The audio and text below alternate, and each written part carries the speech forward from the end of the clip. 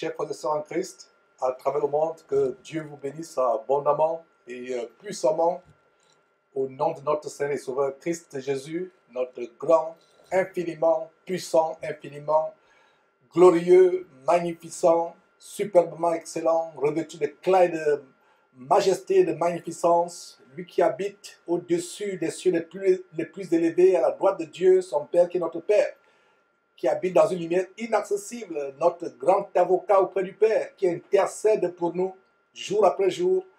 C'est par lui que je vous souhaite la bienvenue derrière cette trompette qui porte son nom, Jésus-Christ TV, en ce grand jour de l'an de grâce 2019. Nous sommes plus précisément le samedi le 19 octobre 2019 pour notre grand banquet de la parole de Dieu merveilleuse et inégalable. Nous allons poursuivre l'étude que nous avons commencé il y a quelques mois, l'étude de ce grand livre, ce livre merveilleux du commencement de l'Église glorieuse de Jésus-Christ, le livre des Actes des Apôtres qui contient des leçons, qui contient des révélations pour notre marche, nous qui sommes parvenus dans cette fin de temps, afin de nous examiner tous les jours, afin de revenir sur les rails, afin de revenir de l'égarement, afin de nous préparer pour le retour de notre Seigneur et Sauveur Christ Jésus, qui, comme 1 Thessaloniciens chapitre 4 le révèle, viendra chercher ses élus, ceux qui auront persévéré jusqu'à la fin, ne s'étant pas relâchés. Donc c'est par ce grand Seigneur que je vous souhaite la bienvenue, mes frères et sœurs. Nous allons avoir des grandes choses et sans plus tarder, comme vous le savez, nous allons prier, rendre grâce à Dieu pour cette émission. Quoi que ce soit que nous faisons en pensée, en parole ou en action, nous faisons tout au nom de notre Seigneur et Sauveur Christ Jésus, en rendant par lui des actions de grâce à Dieu, son Père, qui est pareillement notre Père. Je ne me lasserai point de rappeler aux frères et sœurs bien-aimés dans le Seigneur, amoureux de la vérité, qui obéissent à la parole de Dieu. Je ne me fatiguerai jamais de vous rappeler qu'une femme doit se voiler la tête quand elle prie sur la base de 1 Corinthiens chapitre 11 verset 5, parce que la femme qui prie Dieu sans se couvrir la tête, sans se voiler la tête, insulte Dieu. Il serait mieux pour elle de se taire, de ne même pas prier, que de prier Dieu la tête non voilée. De même, sur la base de toujours 1 Corinthiens chapitre 11, maintenant verset 4, l'homme qui prie Dieu ayant quelque chose sur la tête, insulte Dieu au final. Alors je vous encourage, bien-aimés sœurs en Christ, frères et sœurs, de vous décoiffer si vous êtes un homme, d'enlever tout ce que vous avez sur la tête comme casquette, chapeau, béret, peu importe. Et vous, sœurs, de vous voiler convenablement, de couvrir votre tête avec soit un pagne, soit un voile, peu importe ce que vous avez, un foulard, de ne même pas laisser paraître une mèche de cheveux. C'est un signe d'obéissance que Dieu apprécie grandement et qui vous attire beaucoup de bénédictions de la part du Seigneur. Le Seigneur aime quand nous obéissons à sa parole. Il n'aime pas quand nous lui désobéissons, quand nous nous rébellions à sa parole. N'oubliez pas que la Bible parle des enfants, des fils ou filles de la rébellion. Ne soyons pas participants à cette catégorie de personnes dans le corps de Christ qui sont des personnes rebelles, des enfants, des fils ou filles de la rébellion. Alors mes frères, voilez-vous la tête, sœurs, décoiffez-vous frères, comme nous remettons cette émission à notre grand Dieu par son Fils Jésus-Christ. Grand Dieu, Dieu merveilleux, Dieu infiniment grand, tu es digne d'honneur, digne de louange pour tout ce que tu as fait pour nous, surtout pour ce grand don de repentance que tu nous as donné, de nous repentir, de connaître ton Fils Jésus-Christ, d'avoir part à la plus grande richesse, au plus grand trésor de tout l'univers, à savoir le salut, la vie éternelle. Grand Dieu, nous te rendons grâce, nous te remercions pour ce grand jour. Tu nous as conservé le souffle de vie, alors que certains sont morts, beaucoup même sont morts à travers le monde. Tu nous as conservé la santé, alors que beaucoup sont alités, hospitalisés à travers le monde. Et nous te rendons grâce pour cela. Et s'il y a quelqu'un qui, en suivant cette émission, est perturbé par une maladie de quelque manière que ce soit, oh grand Dieu, nous t'en supplions, manifeste ta bonté, touche son corps, touche la partie qui est guérie, nous t'en supplions afin que cette personne soit guérie. Nous te rendons grâce pour la force et le courage que tu nous as donné ici au studio pour faire cette émission, malgré la semaine qui a été chargée. Nous te rendons grâce, Seigneur Dieu, pour cela. Merci pour les inspirations, merci pour tout ce que tu as fait, pour la préparation, pour tous les détails techniques, même pour la connexion, que ce soit le courant, que ce soit Internet, que ce soit le satellite. Pour ceux qui nous suivent en Afrique, Seigneur Dieu, nous te rendons grâce pour tout détail technique, pour toutes choses. Nous t'en supplions, Seigneur Dieu, nous t'en supplions. Couvre ce studio, rends-le invisible à l'ennemi, les appareils, les connexions, et même toutes choses que nous ne pouvons pas penser humainement. Merci également de ce que tu couvres sous ta protection quiconque est en train de suivre cet enseignement maintenant. C'est au nom de Jésus-Christ que nous avons prié. Amen. Nous allons donc passer véritablement à la parole de Dieu, le banquet du jour. Et c'est une joie de partager la parole de Dieu merveilleuse et inégalable. C'est toujours une joie. Cette parole nous donne le discernement. Cette parole, c'est une lumière à nos pieds, une lampe sur nos sentiers. Alors, avant de commencer, j'aimerais introduire, parce que, comme vous le savez, chaque fois qu'on commence, quand je le peux, j'ai introduit ce qu'on a vu la dernière fois. On a vu les deux précédents week-ends, les chapitres 10 et chapitre 11 de Actes. On va d'abord résumer, avant d'aller au chapitre 12, on va résumer très brièvement. Donc on a vu au chapitre précédent, le chapitre 11, comment nous devons être délivrés des stéréotypes. Les stéréotypes sont une puissante force diabolique, une puissante force diabolique qui rend beaucoup d'hommes esclaves, même les chrétiens. Il s'agit des stéréotypes, des préjugés. Donc, même les chrétiens, y compris les chrétiens, et même les chrétiens les plus affermés, les plus matures dans la foi, il y a des chrétiens qui pensent que si vous n'êtes pas dans leur congrégation, ou dans leur dénomination, ou dans leur chapelle, ou si vous n'êtes pas dans leur religion, vous êtes perdus et que vous ne pourrez jamais aller au ciel. Vous ne pourrez pas aller au ciel si vous ne passez pas par eux. Si vous ne passez pas par leur congrégation, ils pensent avoir le monopole de la vérité, le monopole de la connaissance. C'est ce que moi-même, votre frère Georges, je croyais, étant enfermé pendant des années, pendant plus de 20 ans de cette abomination de Wayne National, le ministère de la Voix internationale. J'étais moi-même aveuglé. Je pensais que si vous n'êtes pas dans le Wayne National, la Voix internationale, vous ne pouvez pas aller à Dieu. Je me repens d'avoir pensé ainsi. Et beaucoup de personnes pensent ainsi. Ils pensent qu'il n'y a que les catholiques qui iront au ciel. Il n'y a que les branhamistes qui iront au ciel. Il n'y a que les témoins de Jéhovah qui iront au ciel. Il n'y a que les adventistes du 7e jour qui iront au ciel. Regardez comment le diable a réussi à s'aimer la confusion, à s'aimer la zizanie dans le corps de Christ. Il a réussi à s'aimer cette zizanie, mes frères et sœurs. Et nous devons savoir que la vérité est rien que dans la parole de Dieu. Donc les gens qui pensent que si vous n'allez pas dans leur congrégation, vous ne pourrez pas être sauvés. Et la plupart du temps, c'est des sectes. Si quelqu'un vous dit que sa congrégation est la seule voie pour aller à Dieu, c'est la manifestation du pharisianisme. Je répète attentivement, suivez attentivement, je répète. Tout chrétien qui pense que c'est sa congrégation qui détient la vérité n'est rien qu'un pharisien endurci des temps modernes. Une congrégation ou une dénomination chrétienne soi-disant qui pense qu'en dehors d'elle, pas possible pour vous d'être sauvés, ou qu'il faut devenir leurs membres pour connaître la vérité, n'est rien d'autre qu'une abominable secte. Voilà comment on reconnaît une secte. Une secte, c'est des personnes qui pensent avoir le monopole de la vérité. Personne n'a le monopole de la vérité. Personne ni aucun groupe ne détient le monopole de la vérité. Si un jour, moi, Georges, je vous dis que je détiens le monopole, j'ai le monopole de la vérité, désabonnez-vous de nos chaînes, ne me suivez plus jamais. Nous apprenons tous les jours, même un petit enfant de 14 ans peut m'apprendre quelque chose que moi, Georges, je ne comprenais pas. Personne n'a le monopole de la vérité. Seule la Bible est la vérité. Seule la Bible nous enseigne la vérité. Donc, si vous voulez détenir la vérité, si vous voulez connaître la vérité, il ne s'agit pas d'être membre de telle dénomination. d'être membre de tel groupe, de suivre tel ou tel frère, si vous voulez déterrer la vérité, allez directement à la Bible et demandez à Dieu d'accomplir pour vous sa merveilleuse promesse de Jean chapitre 14, verset 26, où Jésus-Christ, le Fils de Dieu, promettait ceci. Le Saint-Esprit vous conduira dans toute la vérité et vous montrera toute la connaissance. Alors, pour savoir si tel groupe ou telle dénomination a la vérité, vérifiez leurs enseignements avec votre Bible. Vérifiez leurs pratiques avec votre Bible.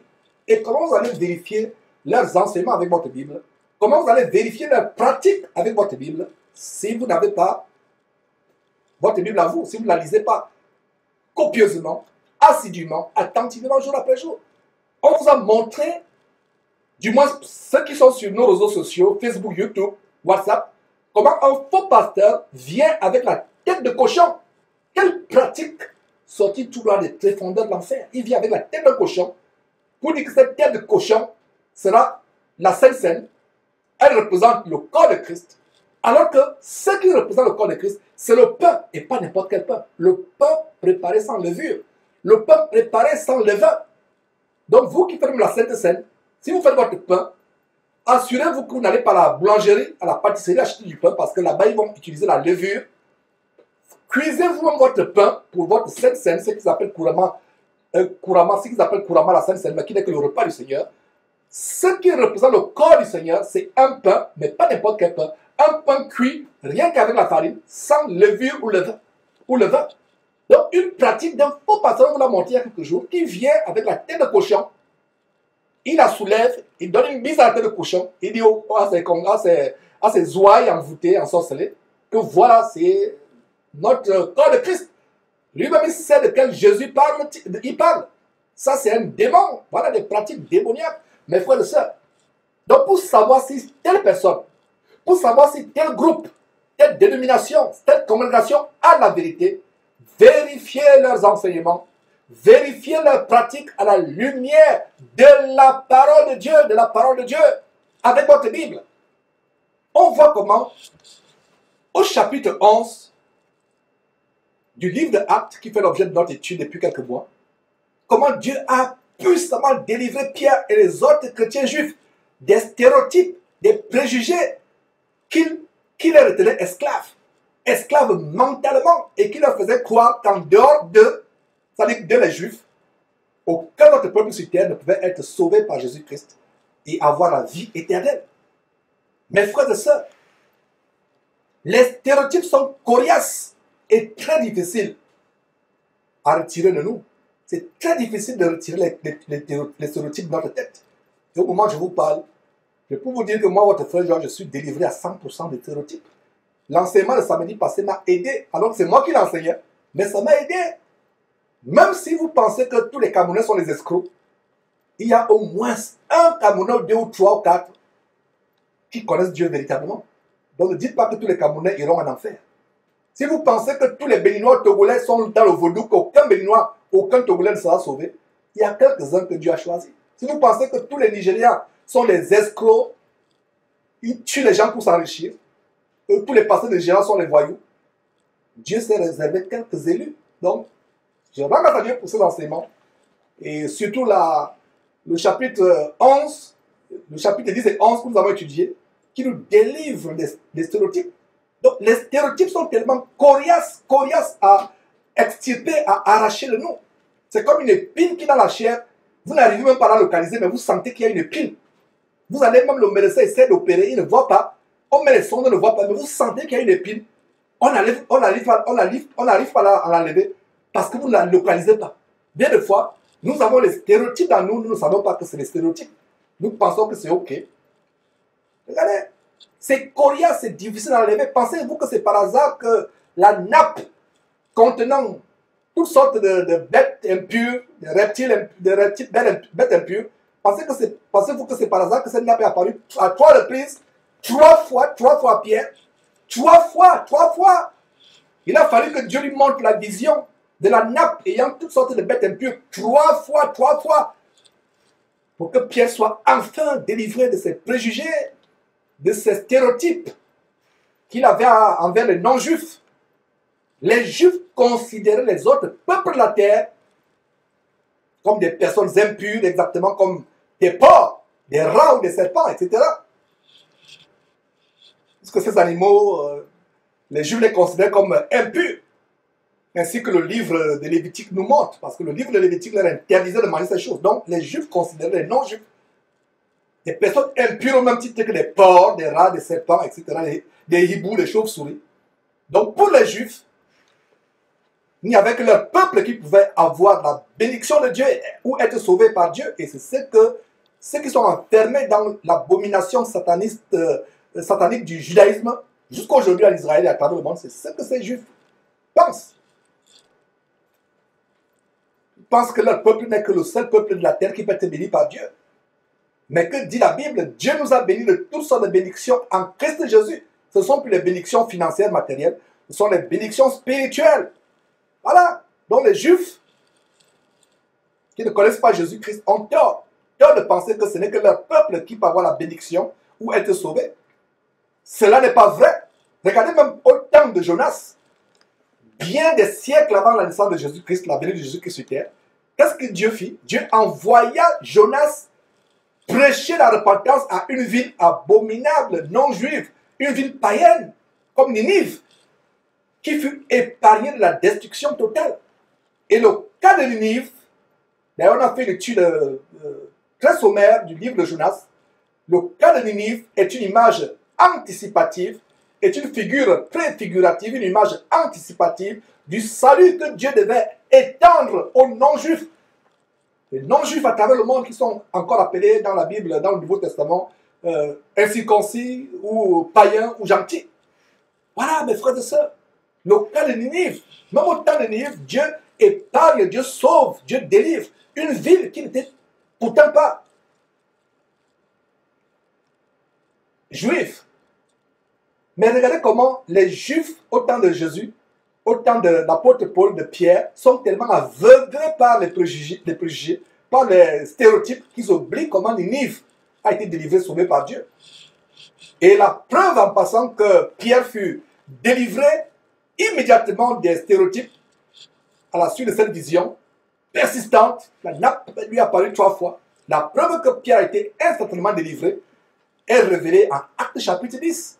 Qu'est-ce qu'on peut lire? Notez tout simplement Actes chapitre 10, verset 23. Pierre fit donc entrer. Il y a des gens qui viennent, nous avons été envoyés par un Romain, un Italien romain, Corneille. Et Pierre, après la vision persistante qui est apparue 3 fois, Pierre les fait entrer. Actes chapitre 10, verset 23, il a dit, Pierre donc les fit entrer et les logea. C'est-à-dire, ils ont mangé ensemble, certainement. Le lendemain, il se leva et partit avec eux. Pourtant, Pierre n'aurait jamais, quelques minutes avant la vision, n'aurait jamais accepté loger un non-juif dans sa maison, lui offrir l'hospitalité, lui offrir à manger. Lui-même, il le dit d'ailleurs en Actes chapitre 10, verset 28. Lui-même, Pierre lui-même le dit. C'est pas moi qui invente. Pierre lui-même le dit en Actes chapitre 10, verset 28. Vous savez, leur dit-il, qu'il est défendu à un juif de se lier avec un étranger ou d'entrer chez lui. Mais Dieu m'a appris à ne regarder aucun homme comme souillé et impur. Donc, mes frères, soyons délivrés comme Pierre des préjugés, des stéréotypes. Ne regardons personne comme étant indigne d'être sauvé. Ne regardons pas les personnes des autres religions ou même les chrétiens d'autres congrégations comme indignes d'être sauvés. Allons leur prêcher l'évangile pur, original, que nous prêchons derrière cette trompette de Jésus-Christ TV, l'évangile original de la Bible. Il y a à travers le monde, et même dans ton quartier, toi qui m'écoutes, toi qui me suis, il y a même dans ton quartier des Corneilles, c'est-à-dire des personnes pieuses, craignant Dieu, des personnes tellement aimantes, sympathiques, des Corneilles qui brûlent de passion en découvrant le vrai évangile de Christ, qui désireraient découvrir cet évangile, qui brûleraient de passion en découvrant le vrai évangile de Christ, mais que Satan retient encore captif dans les ténèbres de ces religions abominables, de cette fausse église pseudo-chrétienne, comme ce que nous verrons dénoncer en introduction à cette émission d'aujourd'hui. Donc, prêchons-leur comment être sauvé, comment naître de nouveau, et comment vivre et demeurer dans la sanctification en se revêtant jour après jour de Christ Jésus, en se revêtant du caractère de Christ. Il y a beaucoup de Corneilles dans ces assemblées non chrétiennes, ou pseudo-chrétiennes, ou prétendument chrétiennes. Il y a beaucoup de Corneilles qui n'ont pas encore entendu, qui n'ont pas encore écouté comment, par exemple, recevoir le don du Saint-Esprit, Par exemple, comment avoir la victoire sur le péché, comment être participant de la nature de Dieu, etc., etc. Ceux parmi nous qui avons entendu et découvert ces choses, nous devons aller prêcher à ces Corneilles comment naître de nouveau, comment marcher dans la sanctification, comment revêtir la nature de Dieu. Nous devons aller leur prêcher car Dieu n'est pas sectaire ou partial. Dieu ne fait pour acception de personne. Dieu n'est pas sectaire. Dieu ne fait pour acception de personne. Et le salut de Dieu est pour qui? Est pour tous ceux qui, de quelque nation que ce soit, de quelque peuple que ce soit, de quelque tribu que ce soit, de quelque ethnie que ce soit, de quelque classe sociale que ce soit, le salut de Dieu est pour tous ceux qui le craignent et qui haïssent le péché et qui le cherchent de tout leur cœur. Voilà pour qui le salut de Dieu est. Donc, s'il vous plaît, ne regardons aucun chrétien en haut avec dédain et mépris. Vous voyez, vous le regardez, vous avez la hauteur, vous les regardez avec une attitude de hauteur, vous avez de hauteur quand vous les regardez. Ne regardons pas en haut ou avec dédain ou avec mépris les chrétiens qui sont peut-être encore immatures ou charnels ou qui sont encore retenus dans les camps de concentration que nous dénonçons. Ne les regardez pas avec mépris, s'il vous plaît. Ces chrétiens qui ne marchent même pas encore dans la vérité, qui n'ont pas encore découvert la vérité, ou qui ne marchent pas encore dans la sanctification, ne les regardons pas avec mépris. Soyons compatissants et patients avec eux. Mes frères et sœurs, que dit la Bible en 1 Corinthiens chapitre 1 verset 8? Notez ce verset en passant, notez tout simplement, comme nous utilisons cette introduction. Que dit la Bible en 1 Corinthiens chapitre 1 verset 8? La Bible dit, la connaissance enfle, mais l'amour édifie. La connaissance enfle. Et la première épître toujours, 1 Corinthiens chapitre 13 verset 4 dit, l'amour ne se vante point. L'amour ne se vante point. Donc ce verset, 1 Corinthiens, notez ce verset, 1 Corinthiens chapitre 13 verset 4, nous montre que le chrétien authentique, qui a l'intelligence imbibée par l'amour de Dieu et l'amour du prochain, ne se vantera jamais au départ, au préjudice des autres chrétiens. Je reprends. 1 Corinthiens chapitre 13 verset 4 nous montre qu'un chrétien ou une chrétienne qui a l'intelligence imbibée par l'amour de Dieu et l'amour du prochain ne se vantera jamais à son détriment. Et je profite comme conclusion à cette introduction pour lancer un appel aux auditeurs de Jésus-Christ TV. Je vous en supplie, vous qui avez découvert Jésus-Christ TV, qui avez commencé à avoir le discernement par rapport aux choses ténébreuses, vous qui avez commencé à lire la Bible, à comprendre les choses par rapport à ces enseignements que nous donnons, ne regardez pas les autres comme indignes. Ne vous vantez pas. N'oubliez pas ce verset, cette mise en garde de 1 Corinthiens chapitre 1 verset 8 qui dit « La connaissance enfle, mais l'amour édifie. » L'amour édifie. N'oubliez pas cela. Donc, mes chers auditeurs, quand je dis auditeurs entre guillemets, ceux qui écoutaient cette trompette, qui avaient commencé à prendre part au miel du ciel, qui avaient eu les yeux ouverts par cet évangile, s'il vous plaît, je vous en supplie, ne vous regardez pas comme supérieurs. Tout à l'heure, je disais que les prostituées dont nous dévancer dans le royaume de Dieu, ne vous regardez pas comme quelqu'un qui est au-dessus des autres. Ne vous regardez pas comme quelqu'un qui est au-dessus des autres. Levez-vous à ce standard où vous êtes compatissant envers ceux du dehors. Vous êtes compatissant. Vous ne pensez pas que vous êtes meilleur. Ne pensez pas que vous êtes plus excellent. Ne pensez pas que vous êtes ceci ou cela. La connaissance enfle, mais l'amour édifie, l'amour édifie. L'amour édifie. Alors c'était un plaisir, mes frères, de vous partager ce rappel, comment le chapitre 10, surtout le chapitre 11, nous montre un détail important, la délivrance des préjugés. Ne pensons pas, n'ayons pas une opinion supérieure de nous.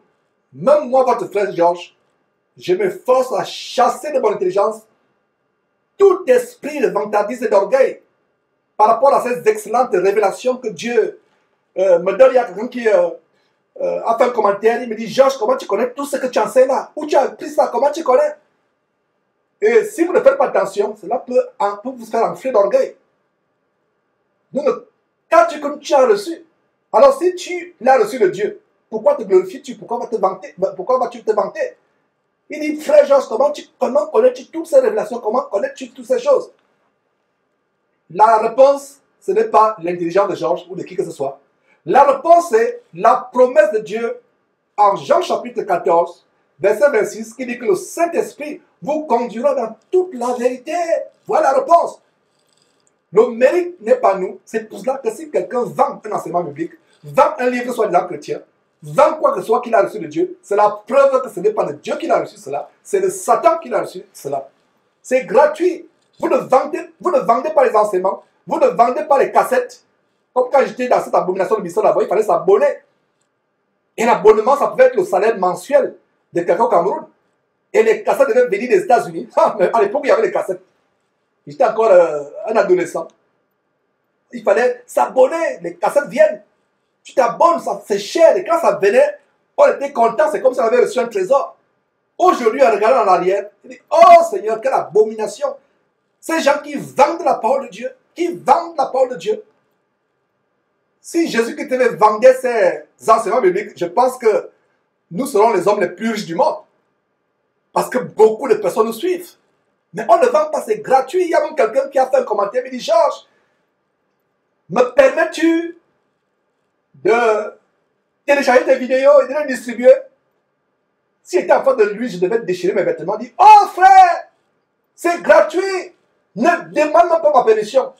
Télécharge, fais de cela tout ce que tu veux. Si tu utilises mal, tu auras affaire à Dieu. Si tu utilises à bienséant pour édifier les autres, comme nous aussi nous attelons à édifier les autres, tu recevras ta récompense de Dieu et ta récompense ne se perdra jamais. Fais de ça ce que tu veux. Télécharge. Télécharge autant que tu veux. Ce ne sont pas nos enseignements. Les gens écrivent des livres, soi-disant il a reçu l'inspiration de Dieu, mais qu'est-ce qu'il met à la première page? Copyright ou droit d'auteur. Toute reproduction partielle ou totale de ce livre est interdite sous peine de poursuites judiciaires. Les contrevenants s'exposeront au four de la justice. Où avez-vous lu cela dans la Bible? Paul qui écrit aux Éphésiens et il écrit interdiction de distribuer ou de photocopier. Mes frères et sœurs. Alors, tournons nos Bibles en Actes chapitre 12, le chapitre du jour.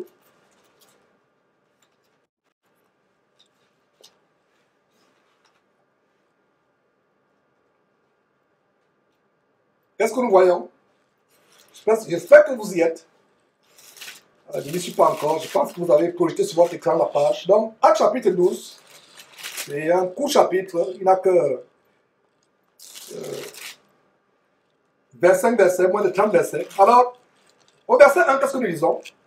Vers le même temps, le roi Hérode se mit à maltraiter quelques membres de l'église. Voilà, c'est la même chose que je vous disais tout à l'heure. Voilà quelques membres de l'église qui sont maltraités. Il n'est pas dit que ce sont les bâtiments qui étaient fermés. Parce que l'église, ce n'est pas un bâtiment. Et en introduction, quand je dénonçais cette hypocrisie des faux pasteurs de la criminalité évangélique en bande organisée, Karambiri, Samuel Peter Mich et autres, qui adressent une prière à leur Dieu Macron pour les églises, entre guillemets, qui sont fermées en Algérie. Voilà. Hérode, qui se met à maltraiter quelques membres de l'église. Montrez-moi où Pierre et les autres se sont levés pour supplier Hérode. Ne pensez-vous pas qu'ils auraient aussi pu supplier Hérode? Ne pensez-vous pas qu'ils auraient aussi pu adresser des prières à Hérode? Mais est-ce qu'ils l'ont fait? Hérode n'était pas leur Dieu. Hérode était un ennemi de l'évangile. Macron Emmanuel, qui était un Illuminati, qui fait venir les homosexuels danser à la Maison Blanche, qui était un ennemi de l'évangile, c'est lui que ces faux pasteurs vont implorer. Si vous avez le discernement, vous allez comprendre qu'ils sont du même camp, ils sont tous francs-maçons, ils sont tous Illuminati, ils vont supplier leur Dieu de maintenir ouverte leur quincaillerie évangélique, leurs épiceries évangéliques, leurs boutiques évangéliques. Est-ce que vous avez compris? J'espère que vous avez suffisamment compris. Alors, voilà Hérode qui se met à maltraiter les chrétiens. Les chrétiens n'ont pas supplié Hérode pour dire que s'il te plaît, laisse-nous tranquilles. Ne ferme pas nos maisons où nous nous réunissons. Ils sont partis voir Pilate ou tel gouverneur pour dire que s'il te plaît, laisse-nous tranquilles. Va dire à Hérode de nous laisser tranquilles. Et regarde le verset 2. Et il fit mourir par l'épée Jacques, frère de Jean. Frère de Jean. Est-ce que vous voyez la persécution? Le Seigneur Jésus nous a avertis en Matthieu chapitre 5. Et je vous ai toujours dit, si vous voulez avoir l'essentiel de ce que Jésus a enseigné, lisez son premier grand sermon qui couvre 3 chapitres dans Matthieu, Matthieu chapitre 5, Matthieu chapitre 6 et Matthieu chapitre 7. Vous avez la crème de ce que Jésus a enseigné. Alors, au chapitre 5 de Matthieu, Jésus dit, heureux serez-vous quand on vous persécutera à cause de mon nom, quand on vous mettra en prison, quand on vous maltraitera. Heureux serez-vous. La chair fait mal. Quelqu'un qui est bastonné, ça fait mal, il sent mal. Quelqu'un qui a l'œil percé, la main coupée, le pied coupé à cause de l'évangile, il a mal. Quelqu'un qui est brûlé, c'est une mort douloureuse, il a mal. Mais la récompense sera grande, éternellement. Dans le royaume de Dieu, où il n'y aura pas de faim, il n'y aura pas de mort, il n'y aura pas de maladie. Ce sera le bonheur éternel. Soyez consolés par ces paroles. Soyez consolés par ces paroles, ou plutôt soyons consolés par ces paroles. Alors, voilà un roi infâme, probablement un sataniste comme Macron, qui n'aime pas les chrétiens, qui est sataniste, qui fait danser les homosexuels dans la Maison Blanche, exactement comme Hérode. Le jour où un président français va commencer à égorger les chrétiens comme Hérode, je vais voir ce que les Peter Mich et Mamadou Karabir et autres vont faire. Je vais voir ce qu'ils vont faire. Qu'est-ce qu'ils vont faire? C'est terrible, mes frères et sœurs. Alors, donc, il s'est mis à maltraiter quelques membres de l'église, verset 2, et il fit mourir par l'épée Jacques, frère de Jean. Il y a une grande leçon, je vais ouvrir une grande parenthèse ici, mes frères et sœurs. Il y a une, restons sur ce verset, j'aimerais qu'on reste sur ce verset, et il l'ose devant vos yeux. Il y a une grande leçon avec la mort de Jacques. Et qui était Jacques? Jacques, avec son frère Jean, était les 2 fils de Zébédée.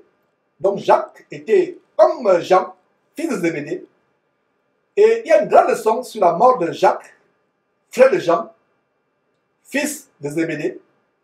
Il y a une très grande leçon. La grande leçon ici, c'est que faites très attention quand vous demandez des choses à Dieu. Faites très attention. Pour ceux qui lisent attentivement la Bible, m'ont déjà compris. Mais pour vous autres, vous allez comprendre de quoi je parle ici. Jacques ici est tué par Hérode. Alors, la leçon est quoi? Faites attention quand vous demandez quelque chose à Dieu. Attendez-vous à tous les contours de la chose. Parce que vous pouvez demander quelque chose que vous paraissez bien à Dieu selon la chair, mais Dieu va vous la donner au travers, par exemple, de la fournaise. Alors, qu'est-ce qui se passe? Est-ce que vous vous rappelez ce que leur mère, la mère de Jacques et Jean, a demandé à Jésus? Est-ce que vous vous rappelez? Allons lire cela en Matthieu chapitre 20. Tournons Bible à Matthieu chapitre 20. On va voir cela, mes frères. Matthieu chapitre 20. Je vous donne le temps d'aller à Matthieu chapitre 20, versets 20 à 23. Pour vous qui ne vous rappelez pas cette histoire, on va lire ce que la mère de Jacques et de Matthieu demande à Jésus. Et vous allez comprendre, mes frères et sœurs, que faites attention quand vous demandez quelque chose à Dieu. Ne vous empressez pas. Vous dites, oh Seigneur, j'aimerais ceci, j'aimerais cela, j'aimerais tel ministère. Le Seigneur Dieu peut vous accorder ce ministère au travers de votre vie, au travers de votre membre, de votre propre, de votre œil, de votre tête, de vos 2 pieds. Assurez-vous, mes frères et sœurs. Donc, à Matthieu chapitre 20, verset 20 à 23, qu'est-ce qu'on lit? Alors, la mère des fils de Zébédée s'approcha de Jésus avec ses fils. Donc, voilà, la mère, une mère, comme toute bonne mère, elle Elle vient vers Jésus avec ses deux fils. Et n'oubliez pas que Jean était beaucoup aimé par Jésus. Même la mère de Zébédée était aimée par Jésus. Donc, elle savait que Jésus aimait ses deux fils. Elle savait que Jésus l'aimait, elle-même, la mère des fils de Zébédée, Jacques et Jean. Donc, au verset, qu'est-ce qu'on voit? Alors, la mère des fils de Zébédée s'approcha de Jésus avec ses fils et se prosterna pour lui faire une demande. Faites attention à ce que vous demandez. Vous allez sur la demande. Verset 21, il lui dit, Jésus, le Seigneur, Jésus merveilleux, lui dit, que veux-tu? Elle répond, ordonne, dit-elle, que mes deux fils que voici, c'est-à-dire que Jacques et Jean, soient assis dans ton royaume, c'est-à-dire qu'au paradis, l'un à ta droite, l'un à ta gauche. Verset 22. Jésus répondit, vous ne savez pas ce que vous demandez. Vous ne savez pas ce que vous demandez. Faites attention quand vous demandez quelque chose. Réfléchissez bien. Assurez que vous pouvez supporter le prix à payer par rapport à ce que vous demandez à Dieu. Alors Jésus dit quoi? Vous ne savez pas ce que vous demandez. Pouvez-vous boire la coupe que je dois boire? Les deux fils répondent, nous le pouvons. Nous le pouvons, dit-il. Ils répondent. Jésus dit, vous voulez être au ciel, l'un à ma droite, l'un à ma gauche.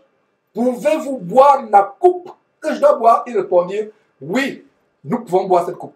Alors Jésus leur répondit, il est vrai que vous boirez ma coupe. Ah!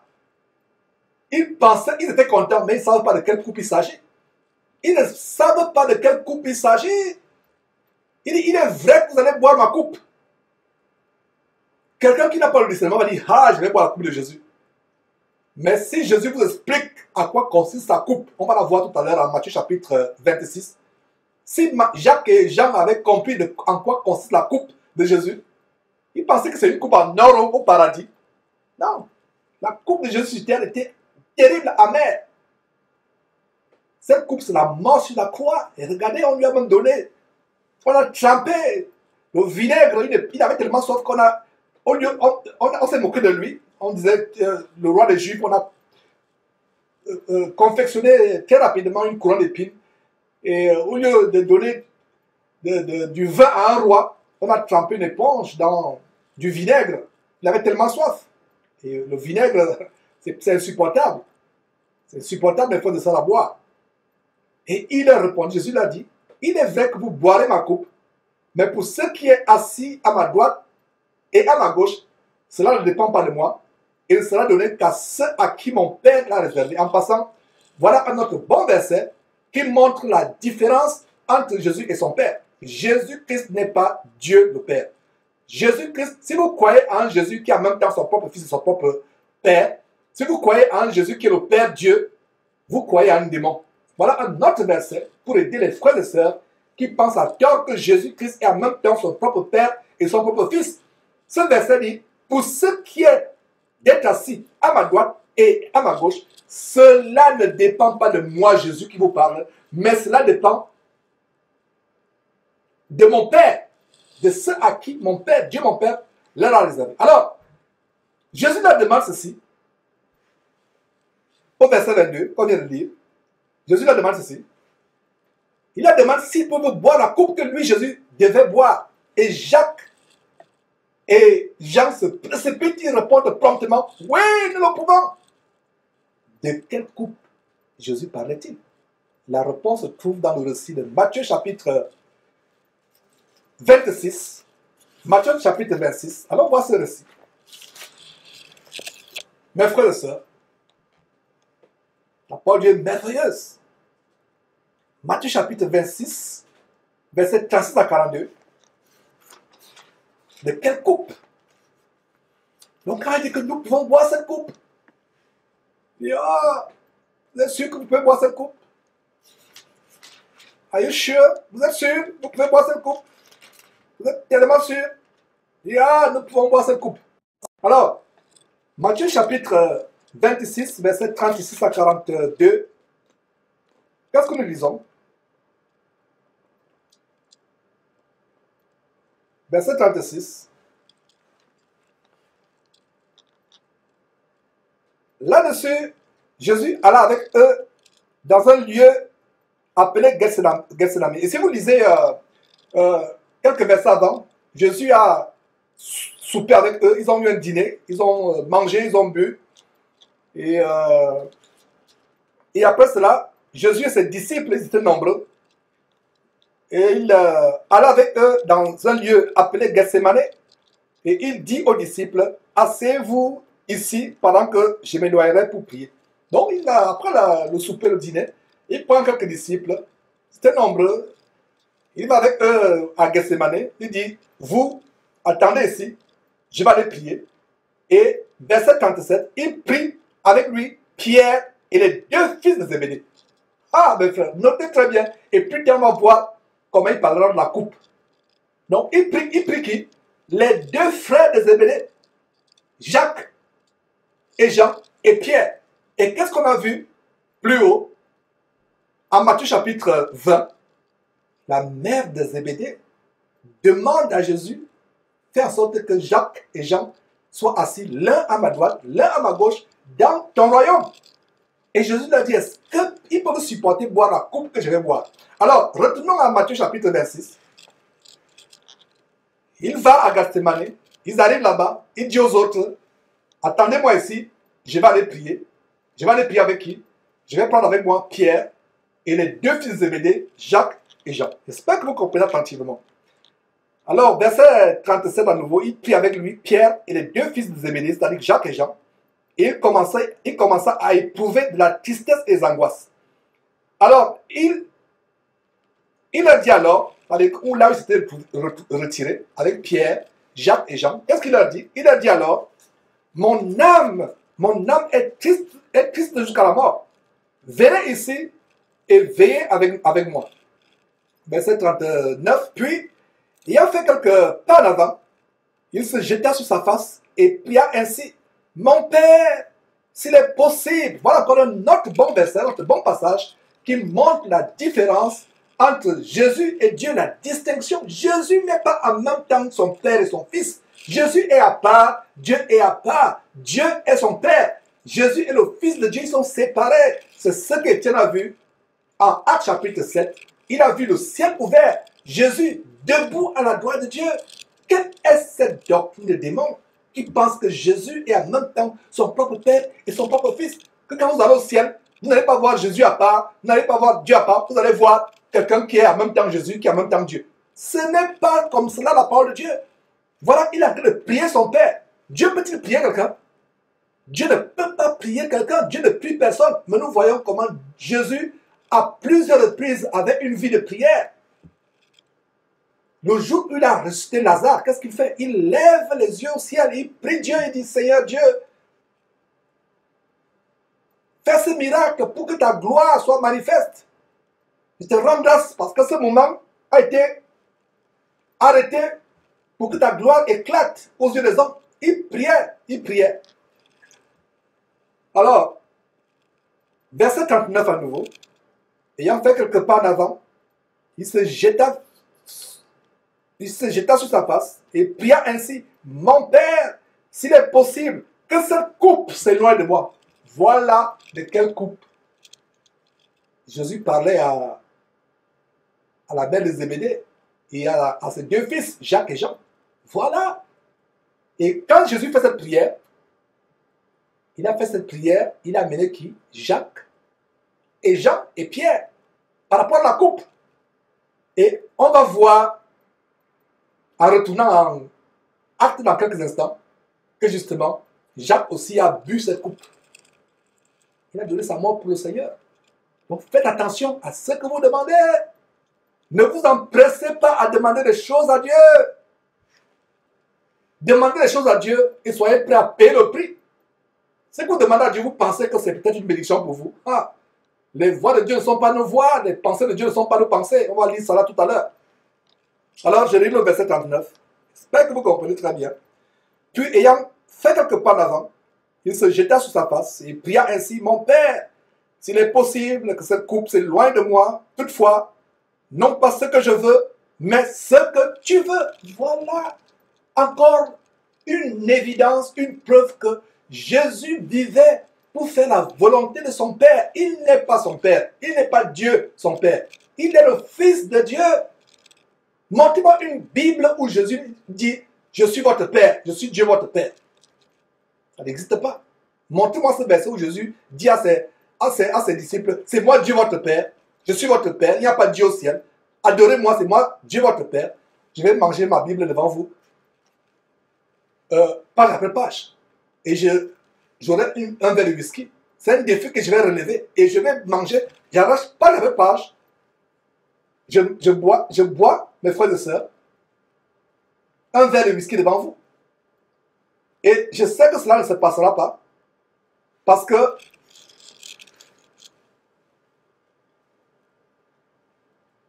je sais que cela ne se passera pas. Parce qu'il n'y a pas de verset qui dit que Jésus-Christ est Dieu notre Père. Aucun verset ne le dit.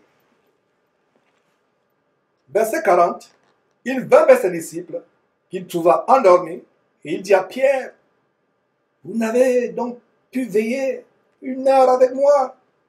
Verset 41, veillez, priez, afin que vous ne tombez pas dans la tentation. Et c'est important pour nous de prier beaucoup. Parce que quand vous avez une vie de prière intense, vous êtes équipé à mieux résister aux tentations. Mais quelqu'un qui n'a pas une vie de prière intense, qui ne lit pas beaucoup la parole de Dieu, qui ne médite pas la parole de Dieu, il sera plus exposé aux tentations. Donc veillez, verset 41, veillez et priez, afin que vous ne tombiez pas dans la tentation. L'esprit est bien disposé, mais la chair est faible. Verset 42, il s'éloigna une seconde fois et pria ainsi, mon Père, s'il n'est pas possible que cette coupe s'éloigne sans que je la boive, que ta volonté soit faite. Voilà, vous pouvez lire la suite vous-même. Et qu'est-ce que nous voyons ici? Jésus parle d'une coupe qui sera sa mort le lendemain. Avez-vous remarqué au verset 37 que quand Jésus s'était retiré de ses disciples pour aller prier, son Père, Dieu son Père, il prie Dieu son Père pour faire quoi?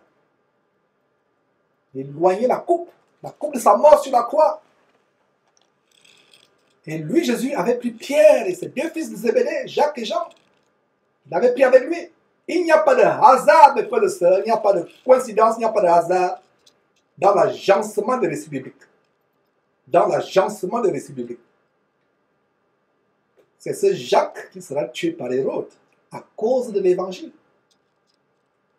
Très intéressant de découvrir cet agencement des choses. Lui qui avait répondu à Jésus en Matthieu chapitre 20, verset 22 avec son frère Jean, oui, nous pouvons boire cette coupe. Et Jésus leur dit, vous allez donc boire cette coupe. Vous boirez cette coupe. Donc quand leur mère demandait à Jésus la faveur de faire asseoir ses 2 fils à côté de lui, à côté de Jésus au ciel, l'un à droite, l'autre à gauche, elle ne savait pas que c'est la mort de ses enfants qu'elle demandait. Ce privilège devait passer par boire la coupe comme Jésus. Elle ne savait pas qu'elle demandait la mort de ses enfants, car cette place de choix auprès de Jésus au ciel avait un grand prix à payer. Conclusion. Faites attention quand vous demandez quelque chose. Ne vous empressez pas à demander quoi que ce soit à Dieu. Faites attention. On voit aussi avec la mort de Jacques la grande souveraineté de Dieu. La grande souveraineté de Dieu. Dieu aurait pu épargner de mort. Et aurait pu épargner la mort à Jacques. Comme on peut voir, on verra dans quelques minutes comment il a sauvé Pierre de la mort. Dieu aurait pu épargner Jacques de la mort. Mais qu'est-ce qui se passe?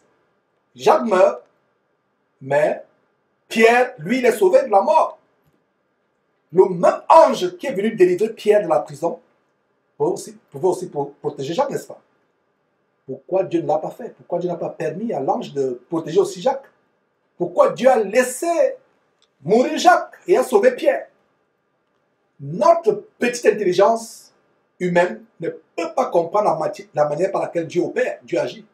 Notre petit cerveau, notre petite intelligence ne peut pas connaître la manière par laquelle Dieu opère. Et notez tout simplement ce verset, n'y allons pas, notez en passant. Ésaïe chapitre 55, versets 8 et 9. Ce verset déclare ceci, ce passage déclare ceci. Notez encore, notez, je répète, Ésaïe chapitre 55, versets 8 à 9. Ce passage déclare, verset 8, mes pensées à moi Dieu, mes pensées à moi Dieu ne sont pas vos pensées, mes voix ne sont pas vos voix. Je relis verset 8, Ésaïe chapitre 55, verset 8. Mes pensées à moi, Dieu, mes pensées ne sont pas vos pensées à vous. Et vos voix ne sont pas mes voix à moi, dit l'Éternel. Autant les cieux sont élevés au-dessus de la terre, autant mes voix sont élevées au-dessus de vos voix, et mes pensées au-dessus de vos pensées, au-dessus de vos pensées. Voilà. Donc Dieu sait quand est-ce que notre ministère ou notre vie sur terre va prendre fin. Dieu sait quand le ministère de telle ou telle personne, quand la vie de telle ou telle personne sur terre arrivera à sa fin. Et il est clair et évident que le ministère et la vie de Jacques sur terre étaient arrivés à leur fin. Personne ne pouvait tuer Jacques si le temps de Dieu n'était arrivé. Personne ne pouvait toucher ne serait-ce qu'un poil sur son corps, ne serait-ce qu'un seul brin de cheveux sur sa tête, avant le temps arrêté par Dieu. Donc, conclusion, mes frères et sœurs, très grande leçon à retenir. Dieu est souverain. Et le contraste, la comparaison, le contraste entre le sort qui a été réservé à Jacques et celui réservé à Pierre est une grande leçon que nous devons retenir, car nous faisons face aujourd'hui au même dilemme, persécution des chrétiens à gauche à droite, et ces dilemmes, ces situations apportent la confusion dans notre esprit.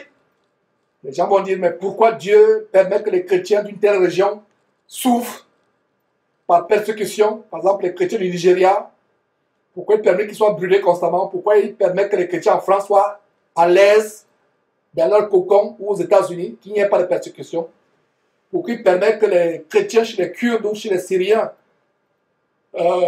soient persécutés ou au Pakistan, pourquoi il permet cela? Pourquoi il permet que tel souffre, pourquoi il permet que tel ne soit en paix, soit à l'abri de la persécution?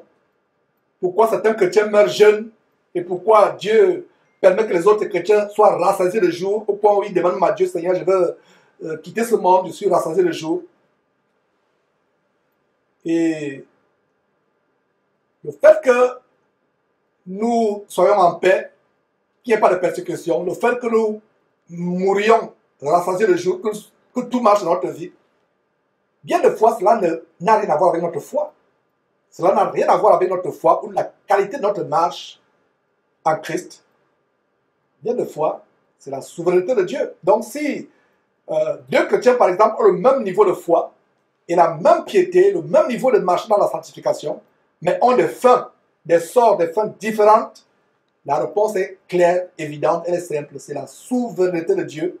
La souveraineté de Dieu en est l'unique explication. Je reprends, la souveraineté de Dieu en est l'unique explication. Donc, le plan de Dieu pour chacune de nos vies est différent. Donc, ne vous comparez pas aux frères. Ne basez pas votre marche en Christ par rapport à un frère. Tel frère souffre. Vous avez le même niveau de foi devant, vous avez le même amour pour Dieu.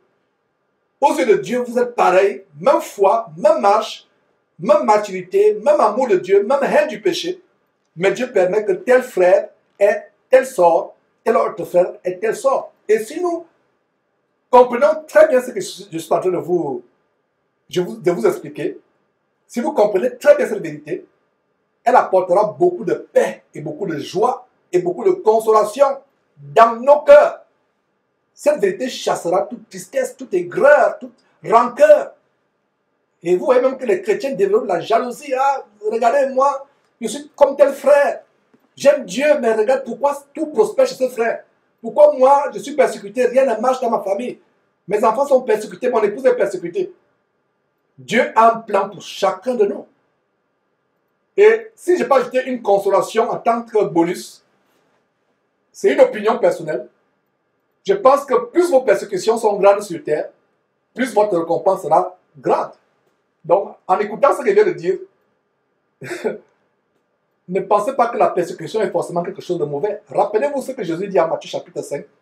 Heureux serez-vous quand vous serez persécutés, quand vous serez outragés, quand on vous insultera, on vous tuera, on vous fera toutes sortes de mal à cause de mon nom. Heureux!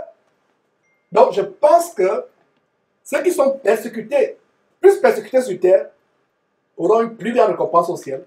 Ça ne veut dire pas que ceux qui n'ont pas été persécutés, mais qui ont été agréables à Dieu, c'est le nom du péché. Ça ne veut dire pas qu'ils n'auront pas de récompense. Mais mon opinion, à la lumière de ce que je comprends de la parole de Dieu, c'est que plus vos persécutions ont été grandes sur terre, plus vous aurez de grandes bénédictions, vous aurez une place de choix au ciel. Pensez-vous que le sort, la même récompense d'Étienne qui a été lapidé, mort par lapidation, ou Jacques tué par épée par Hérode, pensez-vous que c'est... ils auront la même... que par exemple, quelqu'un comme par exemple Philippe, qui n'est peut-être pas mort, vous pensez qu'ils auront la même récompense au ciel? Encore, je vous dis que ça c'est mon opinion, à la lumière de ce que je comprends des Écritures. Alors, retournons à la parole de Dieu en Actes, s'il vous plaît. Actes au chapitre 12, au chapitre du jour, verset 3. Donc, lisons encore à nouveau le verset 2 pour se bien dans le contexte. Même le verset 1, lisons encore tout le contexte. Donc, verset 1, vers le même temps, le roi Hérode se mit à maltraiter quelques membres de l'Église et il fit mourir par l'épée Jacques, frère de Jean. Alors, verset 3. Voyant que cela était agréable aux Juifs, il fit encore arrêter Pierre. C'était pendant les jours sans levain. Il a vu que cela était agréable aux Juifs. Donc, nous voyons ici un roi. J'ai introduit cet enseignement par un scandale. C'est faux pasteur qui adresse une prière à un roi pour que ce roi, le roi de France, Macron Emmanuel, intercède auprès du roi d'Algérie. Voilà un prédécesseur des Macron, des Donald Trump, des rois d'Algérie ou de Syrie. Voilà un prédécesseur, Hérode. Et nous voyons ici un roi, Hérode, dont la politique consistait à prendre des décisions qui plaisent au peuple. Voilà un roi populiste, ce n'est pas différent d'aujourd'hui. Parce qu'aujourd'hui, pour être voté, il faut prendre des décisions qui plaisent au peuple. Si le peuple pense que l'homosexualité c'est une bonne chose, voilà des présidents, des candidats. Ici aux États-Unis, on a des candidats aux élections présidentielles qui ne supportaient pas l'homosexualité. C'est une abomination. Mais puisque ça plaît à la majorité de la population, alors, vous les voyez changer. Il y a des vidéos où Hillary Clinton déclarait que le mariage entre un homme et une femme, c'est inacceptable. Mais à cause de la population qui aime de plus en plus la sodomie ou le lesbianisme, elle vient dire les choses ont changé, adaptons-nous à notre temps, à notre époque. Bon, sauf un animal ne change pas, un homme change, donc je change aussi aujourd'hui. Je pense que laissons les homosexuels vivre leur vie comme ils veulent. Donc un homosexuel peut épouser son chien, son cochon, peu importe, son serpent. Il peut épouser un homme comme lui, elle peut épouser une femme comme elle, peu importe. Vous voyez comment les gens changent. Donc voilà Hérode, dont la politique consistait à satisfaire le peuple, à prendre des décisions qui plaisent au peuple. C'est le même roi, si vous vous rappelez très bien, qui avait fait égorger Jean-Baptiste pour plaire à sa femme incestueuse et adultérine. Il voulait faire tuer Jean-Baptiste, mais il avait peur du peuple. Mais il a trouvé l'occasion pour plaire à son épouse. Il ne pouvait plus se dédire. Qu'est-ce que Jean-Baptiste lui disait? Jean-Baptiste lui disait qu'il n'est pas permis pour toi d'épouser la femme de ton frère. Parce que Hérode, sans doute, avait fait tuer son frère et a pris sa femme. Donc, c'était une relation non seulement adultérine, mais une relation incestueuse. Parce que Dieu interdit de faire découvrir la nudité de la femme de ton frère. Donc, Jean lui disait qu'il n'est pas bon pour toi d'avoir la femme de ton frère. Et il détestait Jean. Il voulait faire tuer Jean. Ces faux pasteurs qui vont supplier Peter Smith, Samuel Peter Smith, la porte ouverte pour l'enfer des Milous, Karambiri Mamadou, et ces faux pasteurs qui étaient comme les zombies, quand vous avez montré au début de l'émission, qui vont supplier Macron. Pourquoi ils n'ont pas fait comme Jean-Baptiste pour dire à Macron, Macron, il n'est pas possible pour toi d'épouser ta mère ou ta grand-mère. Les enfants de Brigitte Macron sont plus âgés que Emmanuel Macron. Brigitte Macron est âgé de plusieurs années que Macron. Donc Macron dans sa famille, en tant que chef de famille, le chef de famille est le moins âgé, le plus jeune de la famille. Je fais rapidement la parenthèse, Georges revient sur les rails. Alors, ces faux pasteurs ne vont pas dire à Macron que laisse l'homosexualité. Toi qui fais venir les sodomites à la Maison Blanche, il ne dit pas, ces faux pasteurs ne disent pas à Macron, laisse le scandale d'épouser une grand-mère, tu te retrouves dans une famille où tu es le plus jeune de la famille, même tes enfants, pour ne pas dire tes beaux-enfants, sont plus grands que toi. Laisse cette abomination. Ils ne disent pas ils ne critiquent pas Macron d'avoir amené les homosexuels à la Maison Blanche. Ils ne critiquent pas Macron qui fait instituer l'éducation sexuelle à la maternelle, la pornographie, l'éducation de la pornographie à la maternelle. Ils ne reprennent pas Macron pour lui dire que Macron, pourquoi tu légalises la pédophilie? Parce qu'eux-mêmes sont des pédophiles. Regardez ces églises que nous exposons. Des enfants qui sont abusés. Regardez Paul Mukendi et l'autre qui a été saisi en flagrant délit au Congo. Ils sont nombreux. La liste est longue. C'est normal. Ils ne peuvent pas dire à Macron, il n'est pas bon pour toi de faire ceci. Il n'est pas bon pour toi d'épouser ta grand-mère. Il n'est pas bon pour toi de faire ceci, de faire cela, de supporter l'homosexualité. Il n'est pas bon pour toi d'imposer la pédophilie, la pornographie à nos enfants depuis l'âge de 2 ans ou 3 ans. Ils ne peuvent pas. Mais ils viennent comme des zombies, disent Macron, notre Dieu, dit au président d'Algérie de ne pas fermer nos boutiques évangéliques. Sinon, c'est nos affaires qui seront, ce sera la banqueroute, ce sera la faillite. Incroyable. Donc, nous voyons comment Jean était un vrai homme de Dieu. Et nous devons aller, nous aujourd'hui, être sous la lignée des hommes comme Jésus-Christ, comme Jean-Baptiste, comme Paul-Pierre. Jean dit à Hérode, Hérode, adultérin, incestueux, tu as pris la femme de ton frère. Donc, Hérode, toujours pour plaire au peuple, ne voulait pas tuer Jean. Mais qu'est-ce qui s'est passé? La femme incestueuse a donné le conseil à sa fille, la belle-fille d'Hérode, qui a bien dansé ce jour-là, il y avait une fête. Elle a dansé, ça a plu au roi. Le roi Hérode lui a dit, dis-moi, demande-moi tout ce que tu voudras recevoir de moi. Fût-il la moitié de mon royaume, je jure face à mes ennemis présents que je te donnerai. Et cette cette femme adultérine, incestueuse, adultérine, l'ancienne femme du frère d'Hérode, trouvant une occasion de tuer Jean-Baptiste, a murmuré à l'oreille de la fille qui se contorsionnait devant le roi. Elle a dit, demande la tête de Jean-Baptiste. Le roi Hérode fut attristé, mais à cause du serment, pour ne pas perdre la face devant les invités, les convives, on a mené la tête d'Hérode sur un plateau. Voilà, Hérode, je vous vais vous montrer qui était cet Hérode. Un infâme caractère. Et même cet Hérode-là, on a dit à Jésus, Hérode veut te tuer. Jésus a dit, allez dire à ce renard. Donc, il était abominable, cet Hérode. Et on verra, d'ailleurs, à la fin de ce chapitre 12 de Actes, on verra à la fin comment et pourquoi Dieu l'a frappé de mort. Il usurpait la gloire de Dieu, il volait la gloire de Dieu. On peut aussi voir en Luc chapitre 23 comment Jésus refusa d'adresser la parole à ce roi. Ce roi désirait tellement parler à Jésus. Il désirait voir Jésus faire des miracles. Car pour lui, opérer les miracles, c'était comme un spectacle, comme un cirque. Donc il voulait assister à un cirque. Ce roi était comme un enfant. Il voulait parler à Jésus. Il admirait Jésus. Il était un fan de Jésus.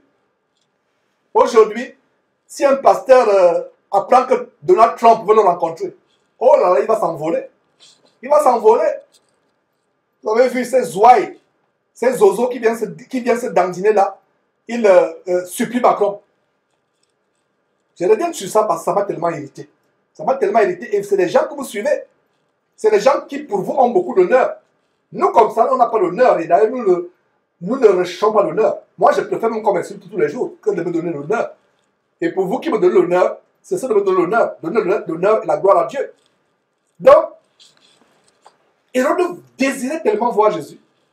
Et le jour où il est justement en face de Jésus, une fois, il pense que Jésus va lui parler. Jésus ne lui parle pas. Il voulait tellement voir Jésus opérer un miracle pour se distraire, pour se détendre. Pour lui, c'était un cirque ou un spectacle.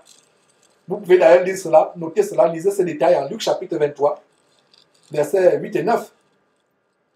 Et c'est le même Hérode qu'on peut le voir aussi en Luc chapitre 23, verset 11, que Jésus avait traité, qui avait traité Jésus avec mépris. Donc quand Jésus est arrêté, Hérode avec ses gardes vont se moquer de Jésus, ils vont le traiter avec mépris. Donc mes frères, lisons le verset 3 nouveau.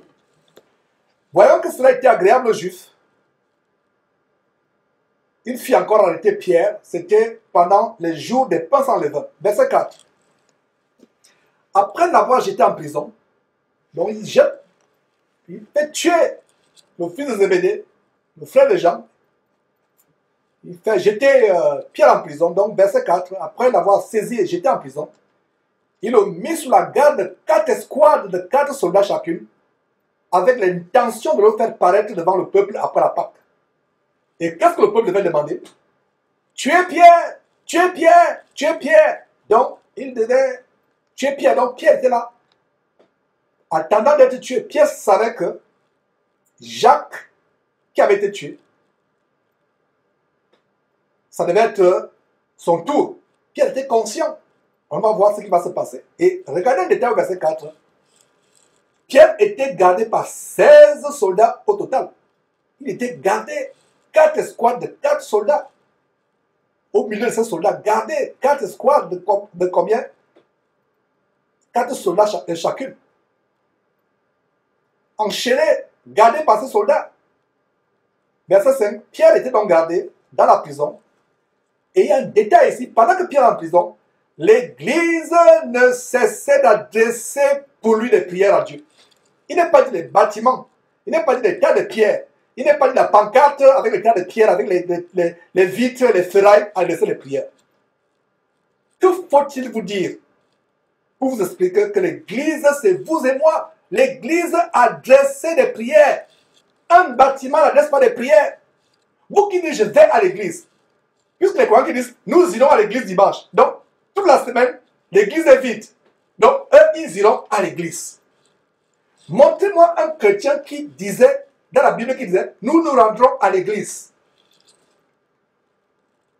Ceux qui se rendent à l'église sont l'église. Alors comment ceux qui se rendent à l'église sont l'église ou encore se rendent à l'église? Est-ce que vous comprenez cela? L'église adressait pour lui les prières. L'église. Et voilà le travail de l'église. Il n'a pas dit que l'église adressait les supplications à Hérode.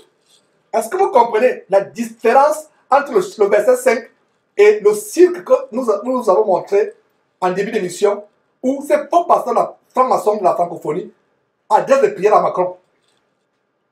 L'église adressait des prières à Dieu. L'église adressait des prières à Dieu. Est-ce que vous comprenez cela? L'église adressait des prières à qui? À Dieu. Adresser des prières à Dieu.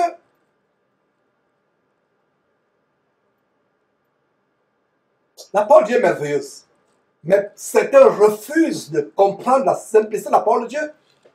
Donc Pierre est en prison, il est persécuté. L'Église n'adressait pas des prières à Hérode pour lui supplier, oh Hérode, s'il te plaît, nous t'en supplions, on va faire tout ce que tu veux. Mais laisse Pierre, c'est à Dieu. Et aujourd'hui, je viens de vous démontrer que ces faux pasteurs de la criminalité évangélique en bande organisée que vous prenez comme des stars ne sont pas de Dieu. Leur Dieu, c'est les Macron, les gens de ce monde. Leur chef dans la franc-maçonnerie. Verset 6. Le jour qui précéda la nuit qui précéda le jour où Hérode allait le faire comparaître, Pierre, lié de 2 chaînes, dormait entre 2 soldats et les sentinelles devant la porte gardaient la prison. Donc, il est lié. Est-ce que vous voyez ce qui se passe ici? En fait, c'est un combat entre Satan et Dieu.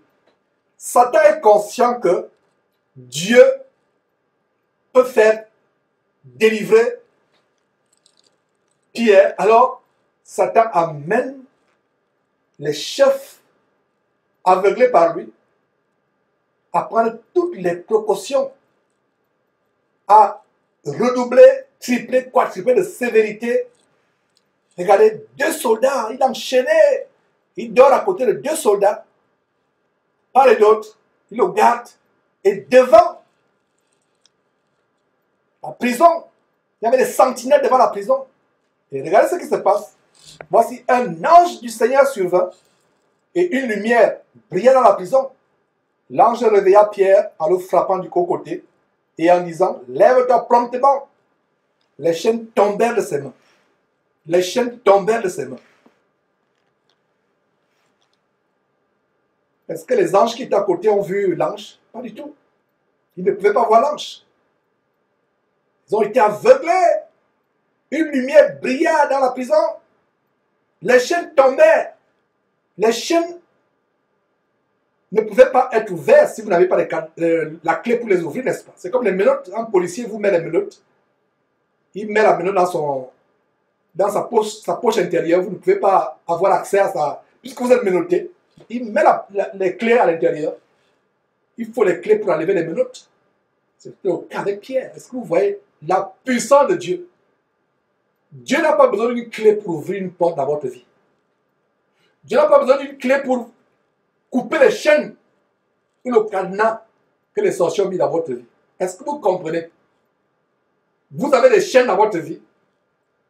C'est pas vous trompe d'aller voir encore les marabouts ou les faux pasteurs. Moi, il y a un médecin là, il y a un médecin traditionnel, un faux pasteur ou un marabout. Lui, il a une clé mystique qui ouvre toutes les chaînes.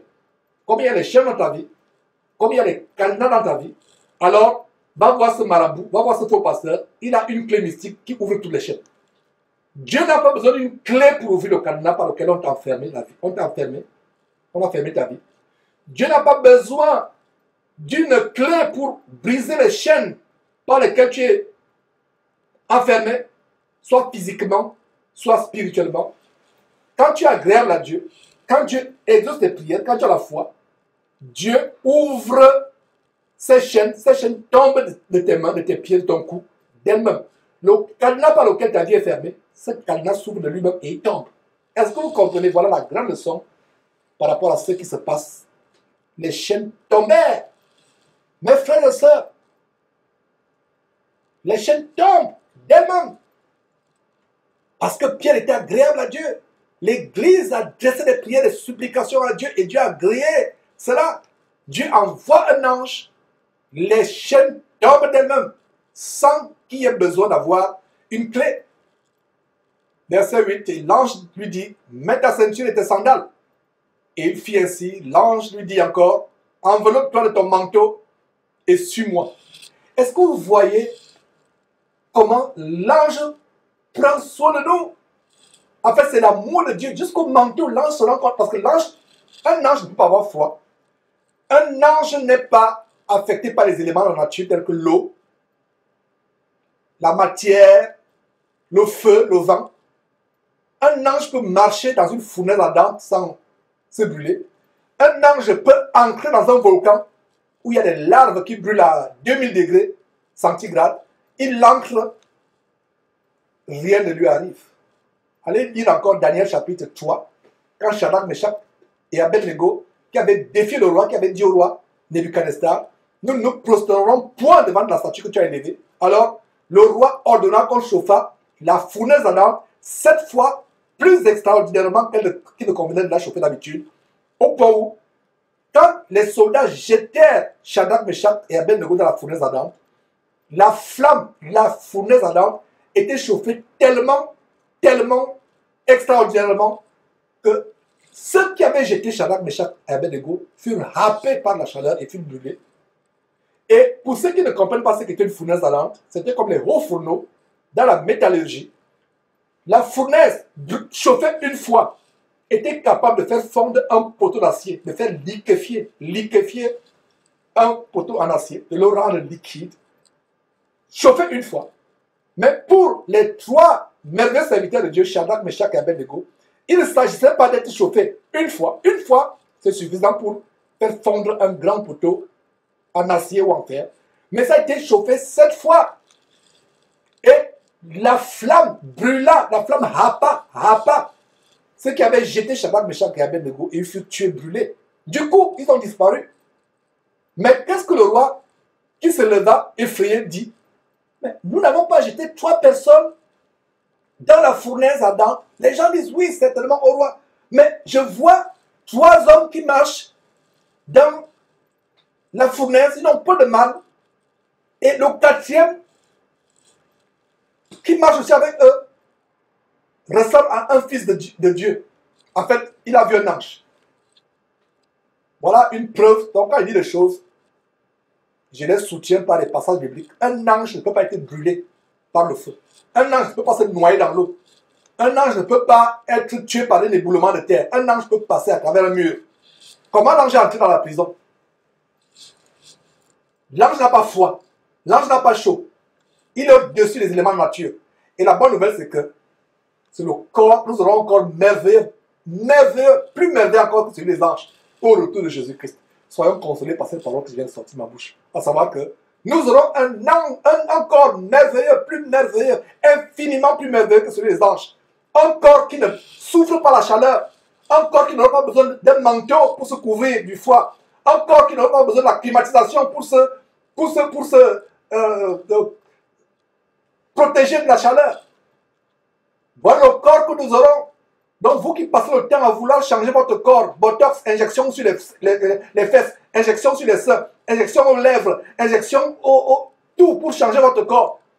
Peu importe comment est votre corps, nous aurons un corps radieux, merveilleux, exactement le corps que Jésus avait lors de la résurrection. Soyons consolés par ces paroles. Soyons consolés par ces paroles. Alors, l'ange vient. Regarde l'amour de Dieu jusqu'à ce que l'ange dit non, Pierre, couvre-toi avec ton manteau, il fait froid. Parce que c'est la nuit. Verset 8 à nouveau. Et l'ange lui dit, mets ta ceinture et tes sandales. Et Pierre fit ainsi. L'ange lui dit encore, enveloppe-toi de ton manteau. Regarde l'amour de Dieu qui se manifeste à travers l'ange. Couvre-toi avec ton manteau et suis-moi. Verset 9. Pierre sortit et le suivit, ne sachant pas ce qui se faisait, ne sachant pas que ce qui se faisait par l'ange fut réel. Ne savait pas que c'était réel. Ne sachant pas que ce qui se faisait par l'ange fut réel. Et s'imaginant avoir une vision. Pierre croyait rêver, il croyait avoir un songe. Lorsqu'ils eurent passé la première garde, regardez, il y avait une première garde, il y avait une seconde garde, après il y avait la porte en fer qui mène à la ville. Regardez toute la rigueur, la rudesse, la sévérité de la garde. Mais cela n'a pas pu empêcher à l'ange de délivrer Pierre. Je pense que les frères et sœurs qui composent les cantiques, voilà un bon passage qui peut nous inspirer un cantique. Que les fers, les chaînes n'ont pas pu retenir Pierre dans la prison. La première garde, la seconde garde, voilà un passage pour un cantique. Donc, les frères qui aiment bien chanter les cantiques avec la parole de Dieu, les frères et sœurs qui aiment bien chanter des cantiques originaux, inspirés par la parole de Dieu. Voilà un passage qui peut faire l'objet d'un grand cantique. L'ange vient à délivrer Pierre des mains d'Hérode. Toute la sévérité de la garde d'Hérode n'a pas pu être, n'a rien pu faire par rapport à cela, la délivrance. Malgré les chaînes, malgré les gardes, malgré tous les fers, l'ange a délivré Pierre de la mort. Voilà l'assurance que les chrétiens nous avons. Donc Pierre, verset 9, le suivit, sortit et le suivit, ne sachant pas que ce qui se passait, ce qui se faisait par l'ange fut réel et s'imaginant avoir une vision. Verset 10, lorsqu'ils eurent passé la première garde, puis la seconde, ils arrivèrent à la porte de fer qui mène à la ville et qui s'ouvrit d'elle-même devant eux. Qui s'ouvrit d'elle-même. D'elle-même. Mes frères et sœurs. Quand Dieu ouvre une porte, il n'a pas besoin de vos clés humaines. Est-ce que vous comprenez? Est-ce que ce passage produit de l'assurance, de la confiance dans nos cœurs? C'est pour cela que nous étudions cela. Nous étudions ce récit pour nous montrer que ce Dieu est le même hier au temps de Pierre. Il est le même aujourd'hui, le même éternellement. Il opère les mêmes miracles. les mêmes prodiges. Alors, ils ont passé la première garde, seconde garde, ils arrivent à la porte de fer qui mène à la ville et elle s'ouvre d'elle-même devant eux. Ils sortirent et s'avancèrent dans une rue. Aussitôt, l'ange quitta Pierre. Sa mission était terminée. L'ange quitta Pierre. Verset 11. Revenu à lui-même, Pierre dit, il ne comprenait pas ce qui se passait. Finalement, verset 11, il dit, je vois maintenant d'une manière certaine que le Seigneur a envoyé son ange et qu'il m'a délivré de la main d'Hérode et de tout ce que le peuple juif attendait. Pourquoi Hérode a tué Jacques? Le peuple juif voulait la mort de Jacques. Il a fait ce qui leur plaisait. Et nous avons la révélation ici que s'il n'y avait pas eu cet ange, Pierre serait mort comme Hérode. Pierre serait mort comme Hérode. Il y a des gens, des légendes qui disent que Pierre est mort crucifié la tête en bas. Aucun verset ne dit que Pierre est mort crucifié.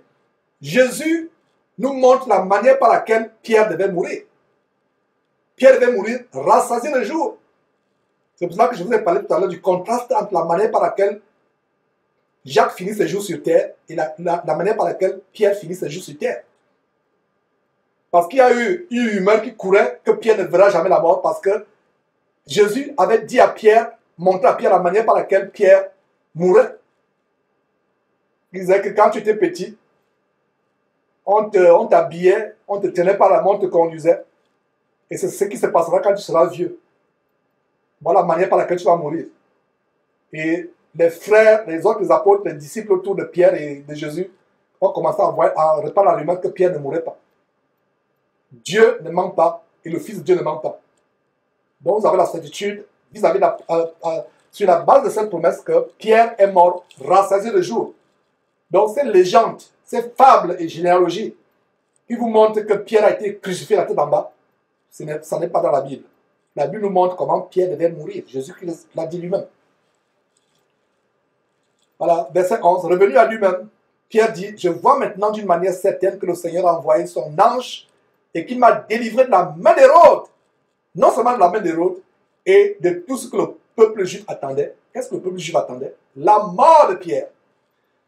Verset 12. Après avoir réfléchi, il se dirigea vers la maison de Marie, mère de Jean.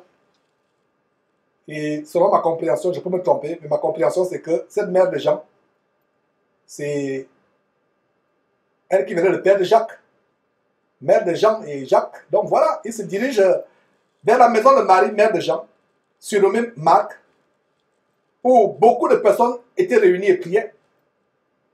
Voilà un bon verset, mes frères et sœurs, qui vous montre que nous prions dans les maisons.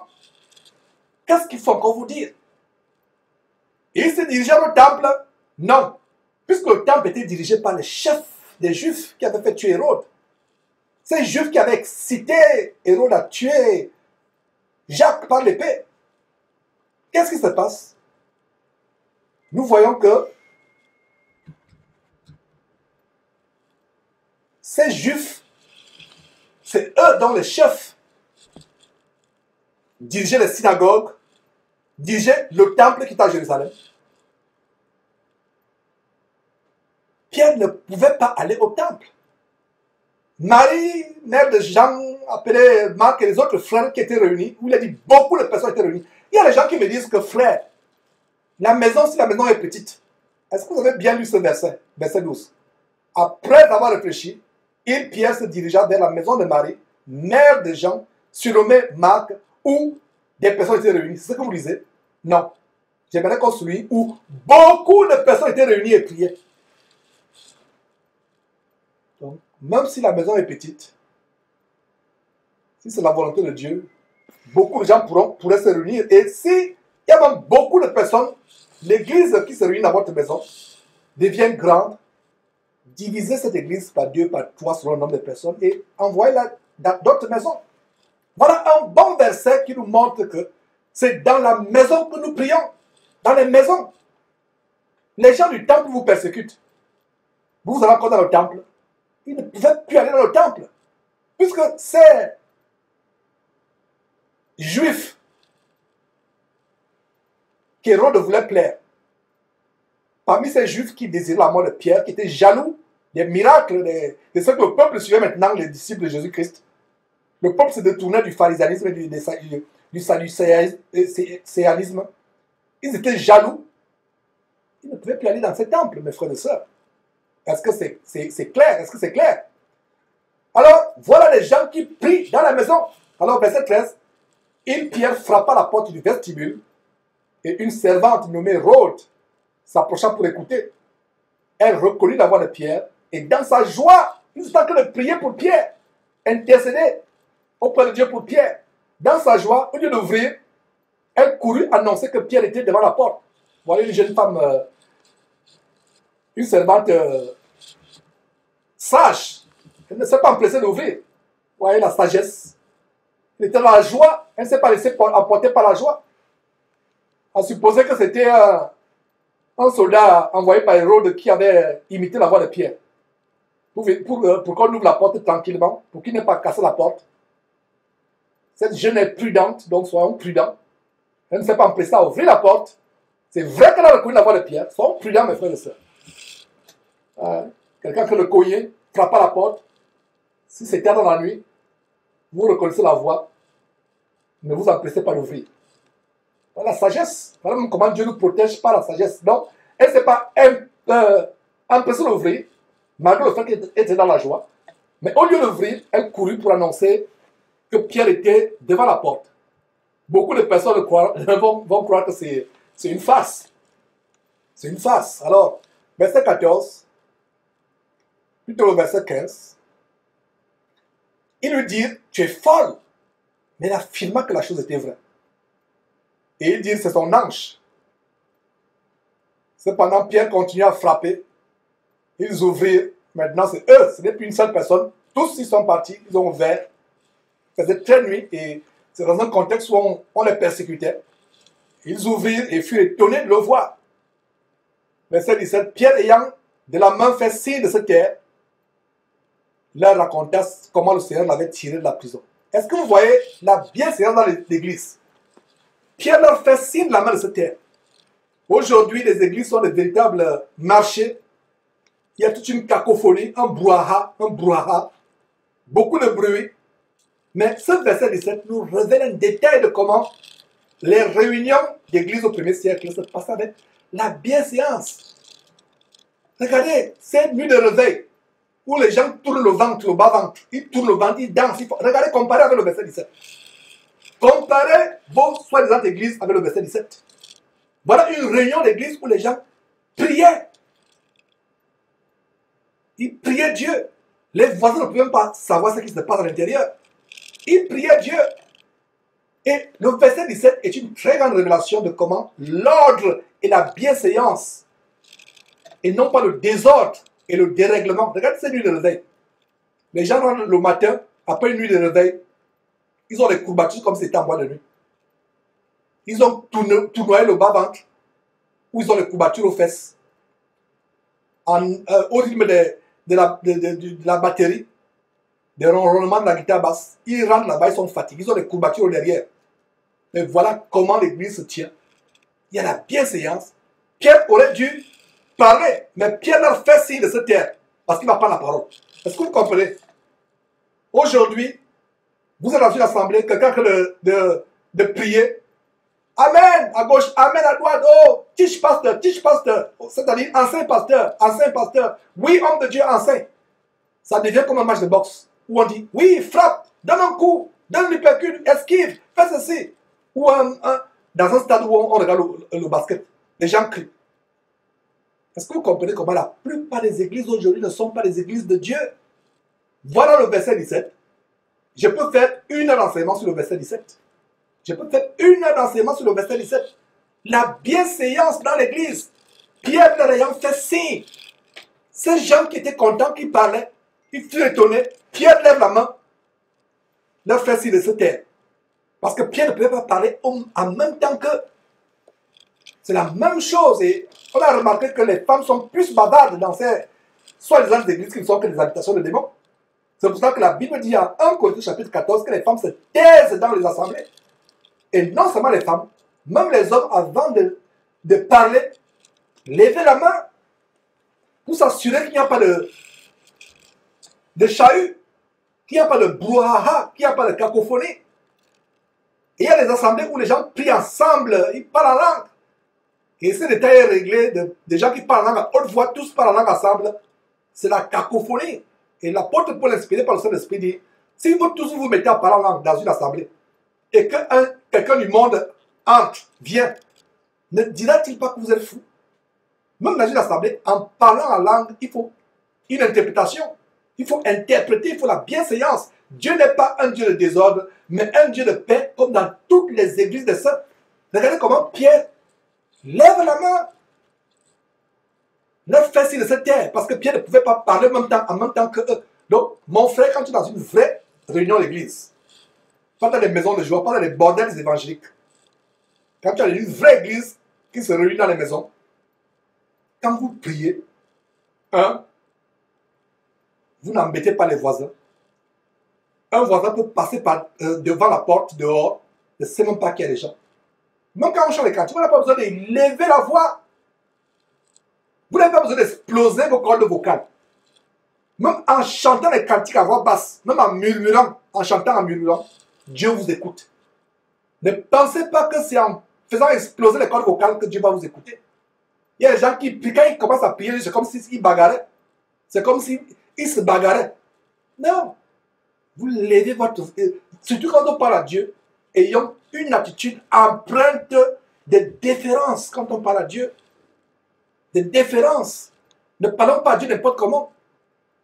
Il y a des gens, quand ils parlent à Dieu, c'est comme s'ils commandaient Dieu. Et tout ça, c'est quoi? C'est l'influence de cette fausse église dans le mouvement protestantico-pentecôtiste et évangélique. Les gens parlent à Dieu comme s'ils parlaient. Même à votre enfant, vous n'avez pas parlé comme cela. Mais le vrai chrétien, quand il prie Dieu, avec déférence, vous priez avec déférence, vous avez la déférence. Même votre ton. Si vous parlez à votre patron avec le respect, c'est Dieu que vous allez gronder dans votre prière. Dieu, tu as dit ceci, je fais ceci. Dieu, ce n'est pas le Dieu que vous priez, c'est les démons qui vous écoutent. Vous parlez à votre patron avec respect. Mais quand il s'agit de Dieu, vous grondez, vous élevez la voix, vous êtes agité. Vous voyez, la bienséance a disparu dans ces assemblées. Une vraie église de Dieu, des vrais chrétiens, non seulement se réunissent dans les maisons, mais le déroulement de la communion se passe avec la bienséance, avec l'ordre. Vous voulez parler, frère, levez, faites signe. Quelqu'un qui d'enseigner, vous intervenez. Ce n'est pas l'église de Dieu. Pierre nous montre cela au verset 17. Pierre entre, il trouve les gens qui sont en train de prier. Les gens sont contents de le voir parce qu'il est sorti de prison. Il ne veut pas prendre la parole, il fait signe de main. Est-ce que vous saviez que ce détail, le verset 17 nous montre un grand détail de comment les réunions se passaient. Dieu n'a pas besoin d'écrire une Bible qui est comme tous les livres de la terre pour nous. Même un petit détail, vous pouvez voir.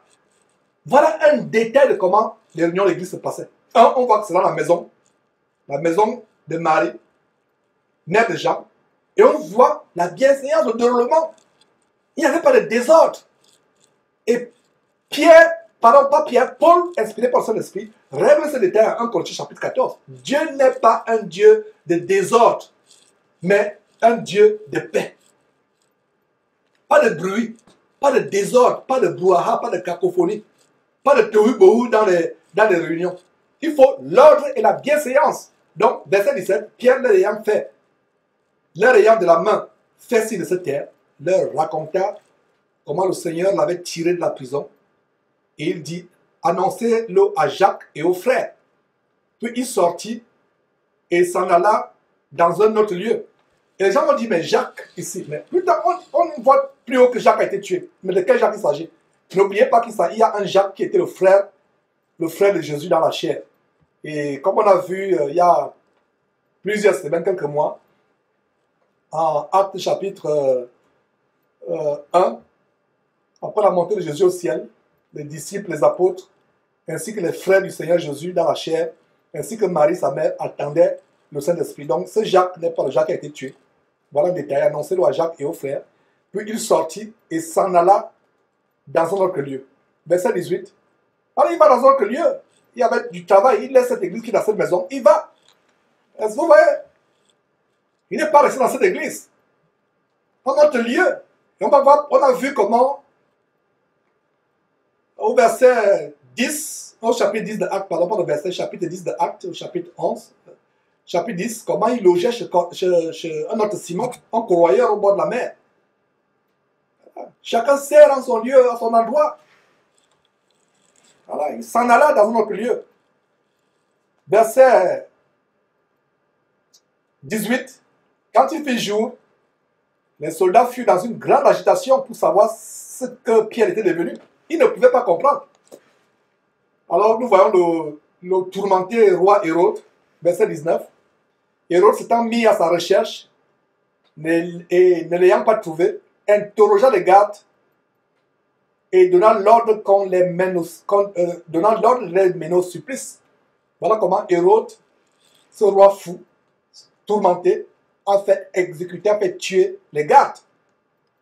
Il voulait tellement verser le sang de ce saint homme, Pierre, n'ayant pas pu. Les gardes ont payé le prix. Les gardes ont payé le prix. Il y a un geôlier qui a été épargné. Si vous vous rappelez très bien, c'était qui? Et on verra ça. Quand Paul et Silas seront jetés en prison, il y a un geôlier, parce qu'il y aura un tremblement de terre pendant que Paul et Silas chantent les cantiques, ils étaient en prison. On va voir ça dans quelques semaines, plaise à Dieu. Ils ont été délivrés puissamment, il y a eu un tremblement de terre. Le geôlier allait se suicider avec son épée. Mais lui, il a été épargné et Dieu plus tard leur accorde le salut, la repentance. Il sera baptisé, il va naître de nouveau, il sera baptisé lui et sa maison. Vous voyez? Mais ces gardes ici n'ont pas eu la même bénédiction que le geôlier s'agissant du cas de Paul et Silas. Dans le cas de Pierre, tous les gardes sont tués. Et je suis convaincu que dans le cas de Paul et Silas, ce geôlier était un homme bon. Comme je le disais il y a quelques semaines, si vous êtes quelqu'un qui est devenu chrétien, vrai chrétien, étant un policier ou un gardien de prison ou un militaire, soyez bon, soyez bon. Ne battez pas les gens si vous êtes policier ou gardien de prison, militaire ou gendarme. Et vous êtes en même temps aussi chrétien, soyez bon, que votre bonté se dégage aux yeux des hommes, même aux yeux des prisonniers que vous gardez. Soyez bon, soyez bon. Donc pourquoi les gardes, dans le cas de Pierre, sont tués, exécutés par Hérode? Pourquoi dans le cas du geôlier, Dieu lui épargne la mort? Parce que pourquoi le geôlier voulait, dans le cas de gardien de prison, dans le cas de Paul et Silas, voulait se suicider? Parce qu'il disait, je préfère me donner la mort parce que la torture de la part des autres gardiens de prison, parce qu'ils vont dire que j'ai laissé sortir, c'est à cause de ma faute, que Paul et Silas sont sortis. Je préfère me tuer moi-même parce que la torture qu'on va m'infliger sera tellement grande.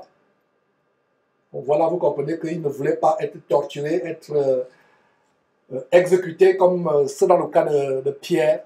Lui-même, il a sorti son épée et Paul lui a dit, tu n'as pas besoin de faire cela. Et plus tard, Dieu lui a accordé le salut, lui et sa famille. Et ma compréhension, c'est que cet homme avait un cœur disposé à recevoir la grâce de Dieu. Donc soyons bons. Même si vous êtes dans l'armée, dans la police, dans la gendarmerie, vous êtes gardien de prison, étant chrétien, mon frère, ma soeur, je vous encourage d'être bon. Soyez bons. Donc, verset 18 à nouveau. Quand il fit jour, les soldats furent dans une grande agitation pour savoir ce que Pierre était devenu. Verset 19, Hérode s'étant mis à sa recherche. Il cherche Pierre. Il ne va pas le trouver. Il interrogea les gardes et donna l'ordre de les mener au supplice d'aller les exécuter. Quelle torture ces gardes ont subi à la place de Pierre. Ensuite, il descendit de la Judée à Césarée pour y séjourner. Et au verset 20, on voit comment Hérode avait des dispositions hostiles à l'égard des Tyriens et des Sidoniens. Et là, ça, c'est quelques détails de la politique de l'époque. la politique internationale de l'époque entre Hérode et ses voisins. Il était hostile à l'égard des Tyriens et des Sidoniens. Mais ils veulent trouver un commun accord et après avoir gagné Blast, son chambellan, ils sollicitèrent la paix parce que leur pays tirait sa subsistance de celui du roi. Vous voyez, ce n'est pas par hasard que ce détail a été donné. Donc même la Bible donne des détails par rapport aux choses politiques, humaines, mondaines. Ça ne nous préoccupe pas, mais des fois nous avons besoin de tendre l'oreille, d'écouter, de voir ce qui se passe, d'observer les signes des temps. Voilà. Et ce passage termine, et c'est par là on va terminer. Comment Hérode finalement a été puni. Voilà comment enfin Dieu va se venger du sang de Jean-Baptiste qu'il a versé. Dieu va se venger du sang de Jacques qu'il a versé. Et pour se retrouver en enfer éternellement, Hérode, voilà comment il va mourir. Et nous allons voir une grande leçon derrière la mort d'Hérode. Parce que quand Hérode a tué Jean-Baptiste, cet homme merveilleux, Dieu ne l'a pas frappé. Hérode tue Jacques, Dieu ne le frappe pas. Mais regardez ce que Hérode va faire qui va amener Dieu à le tuer. Ça veut dire que ce que Hérode va faire est plus grand que tuer un seul homme de Dieu. Et c'est ce que beaucoup de faux pasteurs font aujourd'hui. Il s'agit de quoi? Voler la gloire de Dieu, usurper la gloire de Dieu. Je reprends pour ceux qui sont lents à comprendre. Hérode a tué un seul homme de Dieu, Jean-Baptiste. Dieu n'a pas frappé de mort. Hérode a tué un merveilleux apôtre, Jacques, que Jésus aimait beaucoup. Hérode n'est pas mort. C'est quand Hérode fait ce que nous sommes sur le point de voir, que les faux pasteurs font aujourd'hui, voler la gloire de Dieu, se prendre pour Dieu, les noms qu'ils prennent, général de Dieu, colonel de Dieu, d'autres même prennent le nom de Melchisedec, qui revient à Dieu. Allez lire les premiers chapitres du livre d'Hébreux. Melchisedec, c'est le nom de Jésus-Christ.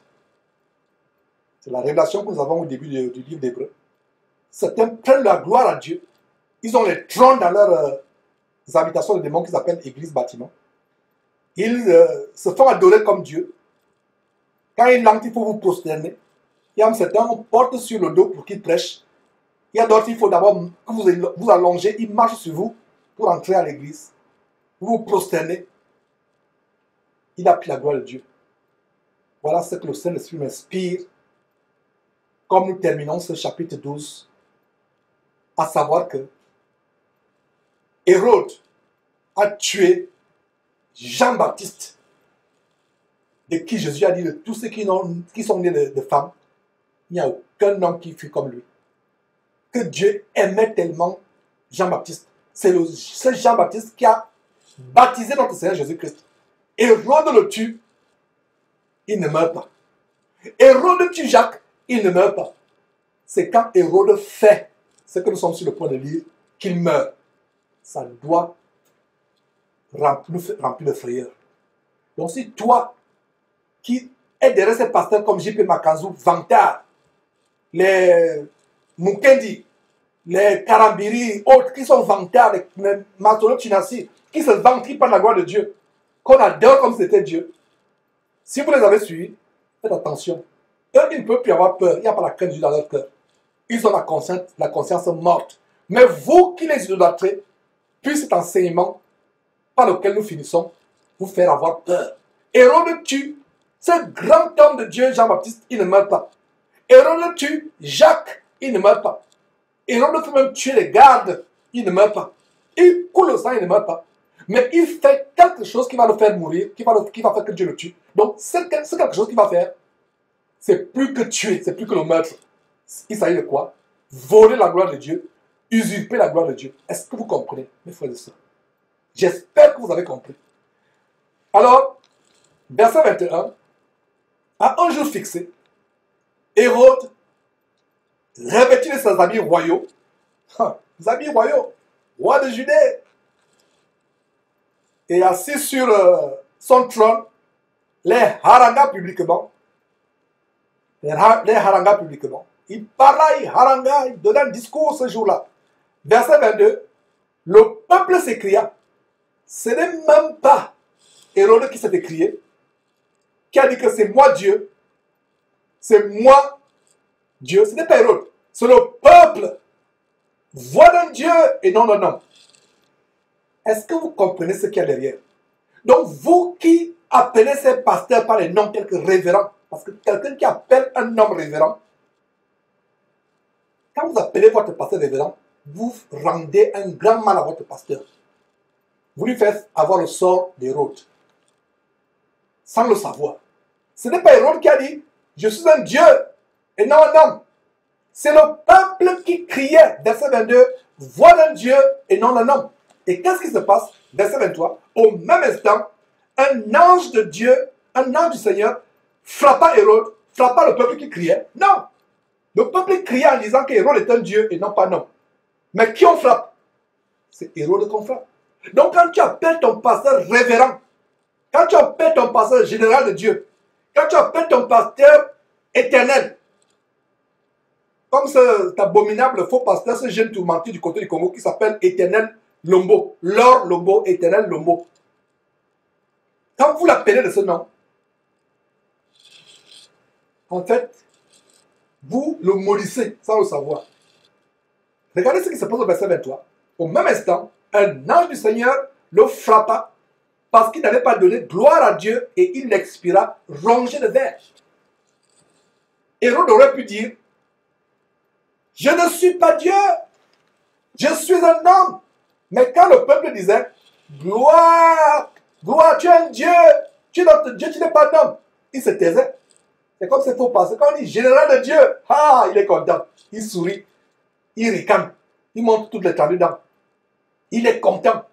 Quand on dit, oh, révérend tel, ah, il est content. Quand on dit cardinal tel, monseigneur tel, le monseigneur est content. Alors qu'il y a un seul monseigneur qui est au ciel, Dieu, et son fils aussi qui est le Seigneur, Jésus-Christ. Mais aujourd'hui, on appelle monseigneur tel. L'archibishop, le quadribishop, le quinquibishop, tous les noms, les titres, la titrologie, la titromanie. Dieu a horreur de cela. Donc, regardez comment le peuple disait, ah, Hérode, tu es un Dieu et tu n'es pas un homme. Il buvait, se délectait de cette gloire. Il savourait ce moment de gloire. Il ne s'est pas tué. Qu'est-ce qui se passe? Quand Pierre, on a vu cela au chapitre 11, la semaine passée, plutôt au chapitre 10, il y a 2 semaines, quand Pierre arrive chez Corneille, Corneille se prosterne, Corneille, cet Italien romain, et dit, j'ai eu un songe, l'ange de Dieu m'a parlé au sujet de Pierre. Donc Pierre, certainement, il est comme un petit Dieu sur terre. Corneille se prosterne. Qu'est-ce que Pierre fait? Pierre le relève, dit, je suis un homme comme toi. Qu'est-ce qui se passe quand Paul et Barnabas font des grands miracles? Les prêtres de Jupiter, tellement émerveillés, viennent pour les adorer comme des dieux. Ils apportent des bandelettes et un taureau pour leur sacrifier, les prenant pour Dieu. Qu'est-ce que Paul a fait? Paul s'est déchiré les vêtements pour dire, je suis un homme comme vous. Ces faux pasteurs aujourd'hui qui ont des trônes, regardez au verset, il y a un détail. Regardez très bien au verset 22, un détail. Un jour fixé, Hérode, revêtu de ses habits royaux, et assis sur son trône. Allez suivre ne serait-ce que quelques secondes de vidéos de Alpha Lukao. Vous voyez son sceptre. Vous voyez le trône. Qu'en est-il de Guy Vincent Kodia? Ils ont les trônes. Regardez, est-ce qu'il y a une différence? Il y a une leçon spirituelle très grande et une très grande comparaison entre Hérode, un rapprochement tellement spirituel entre Hérode et les faux pasteurs aujourd'hui. Ils ont les habits royaux. Vous les voyez maintenant, ils sont comme les femmes. Ils ont les robes, ils ont les toges, ils ont les cannes, ils ont les sceptres. De plus en plus, ils ont les chapeaux. Regarde le pape a sa robe, il a son sceptre. C'est le roi. Vous pensez qu'il y a une différence entre Hérode et le pape, ou les évêques ou les cardinaux? Vous pensez qu'il y a une différence entre Hérode et les pasteurs? Il n'y a pas de différence. Ils ont les trônes, ils ont les sceptres, les cannes, ils ont les trônes des habits royaux. Vous pensez qu'il y a une différence? Quand vous entrez dans le temple, il y a une place à part, un trône à part. Allez voir chez Passo. Il a un trône sur lequel il s'assoit. Et il y a un trône sur lequel il ne s'assoit pas parce que c'est pour sa sirène. C'est en rouge. Et qu'est-ce que nous concluons après avoir fait cette démonstration? Hérode, par la gloire de Dieu, il est frappé sur le champ. Pourtant, il a tué Jacques. Il n'est pas frappé. Pire encore, il a fait tuer Jean-Baptiste. Il n'est pas tué. Mais quand il s'attaque à la gloire de Dieu, il vole la gloire de Dieu, il est frappé instantanément. Si donc ces faux pasteurs de la bande des criminels évangéliques, de la criminalité évangélique en bande organisée, que nous dénonçons avec véhémence, s'ils ne meurent pas, c'est parce que Dieu leur donne l'opportunité de se repentir. Sinon, Camille Makosso serait mort 1 milliard de fois déjà.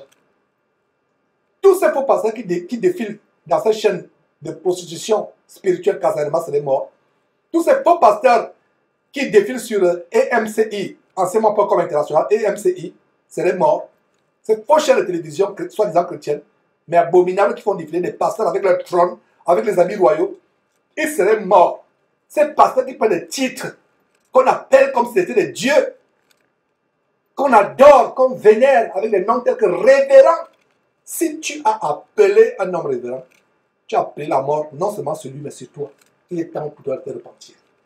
Si tu as appelé un homme général de Dieu, je connais un seul général de Dieu. Apocalypse chapitre 12 en parle. La guerre qu'il y a eu au ciel. Satan et ses anges combattirent. Michel et ses anges combattirent aussi. Gabriel, c'est quand il apparaît, c'est le messager de Dieu. L'ange Gabriel. Au début des évangiles à Matthieu. Maintenant, par rapport au combat, la Bible me parle du chef de l'armée de l'Éternel, Michael. Ou Michel, Michael. Donc, quand il fait ce plan général de Dieu, qu'est-ce qu'il est en train de faire? Il blasphème. Mes frères et sœurs, j'espère que vous avez compris la leçon derrière la mort d'Hérode. Hérode commet le meurtre tellement grand, tellement abominable d'un grand homme de Dieu comme Jean-Baptiste. Il n'est pas frappé de mort. Et pire encore, il tue encore le serviteur de Dieu, le disciple de Jésus-Christ, l'apôtre de Jésus-Christ. Jacques n'est pas frappé de mort. Il met Pierre en prison, il n'est pas frappé de mort. Mais quand il usurpe la gloire de Dieu, il vole la gloire de Dieu, instantanément il est frappé. Donc tout homme qui a volé la gloire de Dieu, qu'il se repente. Vous qui avez donné la gloire de Dieu à un homme, en vous prostrant devant lui, en vous donnant les noms, en leur donnant les noms, repentez-vous. Repentez-vous. Verset 23. Au même instant, un ange du Seigneur le frappa parce qu'il n'avait pas donné la gloire à Dieu et il expira rongé de verre. Verset 24. Cependant, la parole de Dieu se répandait de plus en plus. Cependant, traduit la contradiction. Cependant, traduit la contradiction. Malgré les persécutions, Jacques est mort par l'épée. Pierre est en prison, les autres sont persécutés. Étienne, quelques jours avant, est mort. Verset 24, cependant, la parole de Dieu se répandait de plus en plus.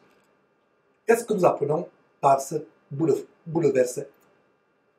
Les persécutions ne stopperont jamais l'expansion de la parole de Dieu merveilleuse et inégalable à travers le monde. Plus il y a de persécutions, plus il y a les attaques, les menaces de mort, les insultes, les injures, les moqueries, les emprisonnements, plus nous persévérons dans l'expansion de l'évangile. Verset 24 à nouveau, cependant la parole de Dieu se répandait de plus en plus et le nombre des disciples augmentait. Voilà. La persécution ne va pas entraver l'œuvre de Dieu. La persécution.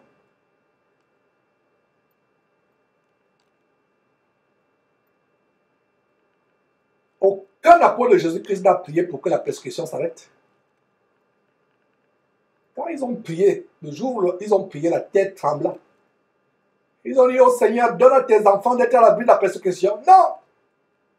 Donne à tes enfants de continuer avec persévérance à prêcher la parole de Dieu parce qu'ils avaient compris très bien le message de Jésus-Christ, à savoir que l'homme du monde n'aime pas ma parole. L'homme du monde aime les ténèbres. On ne vous aimera pas. Vous serez haïs, vous serez persécutés, on se moquera de vous. On vous jettera en prison. Jésus n'aura pas dit,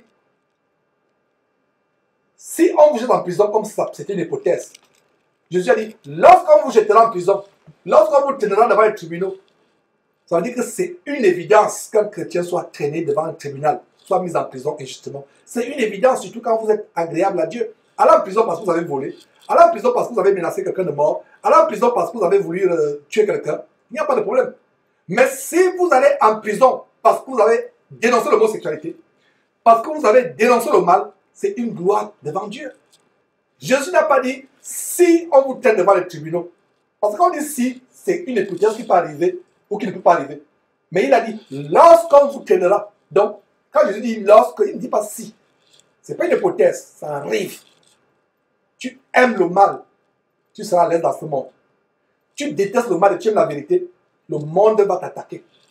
C'est une consolation, mes frères et sœurs, que je vous donne.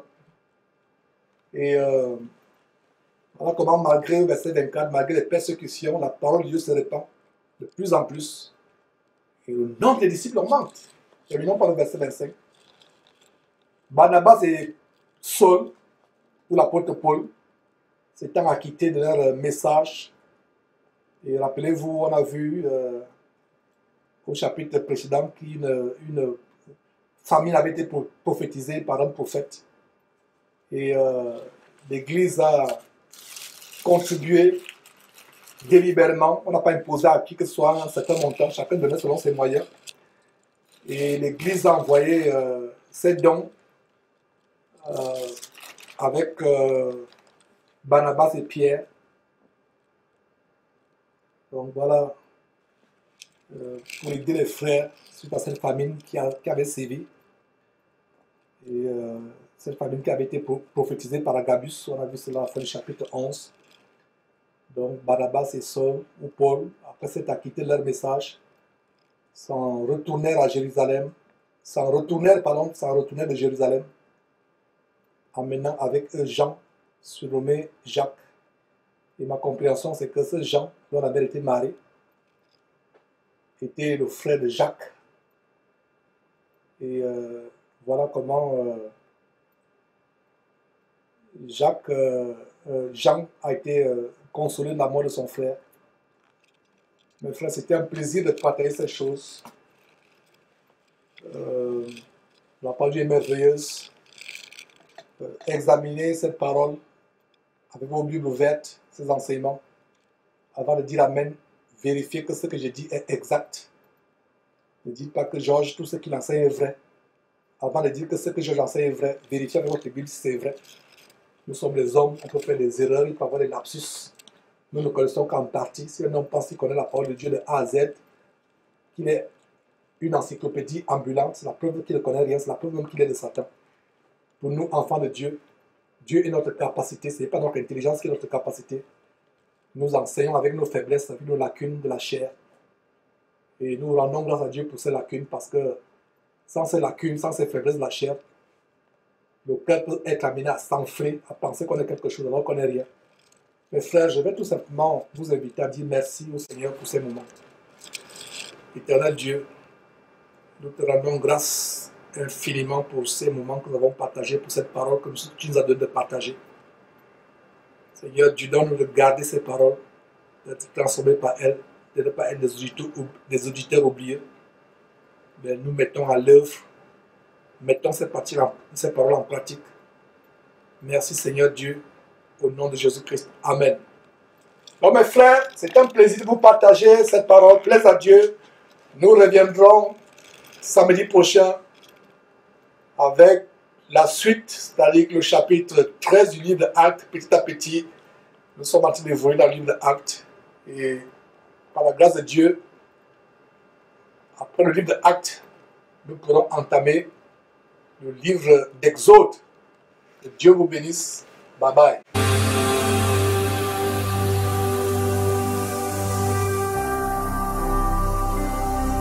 Jésus-Christ TV, vous connaîtrez la vérité et la vérité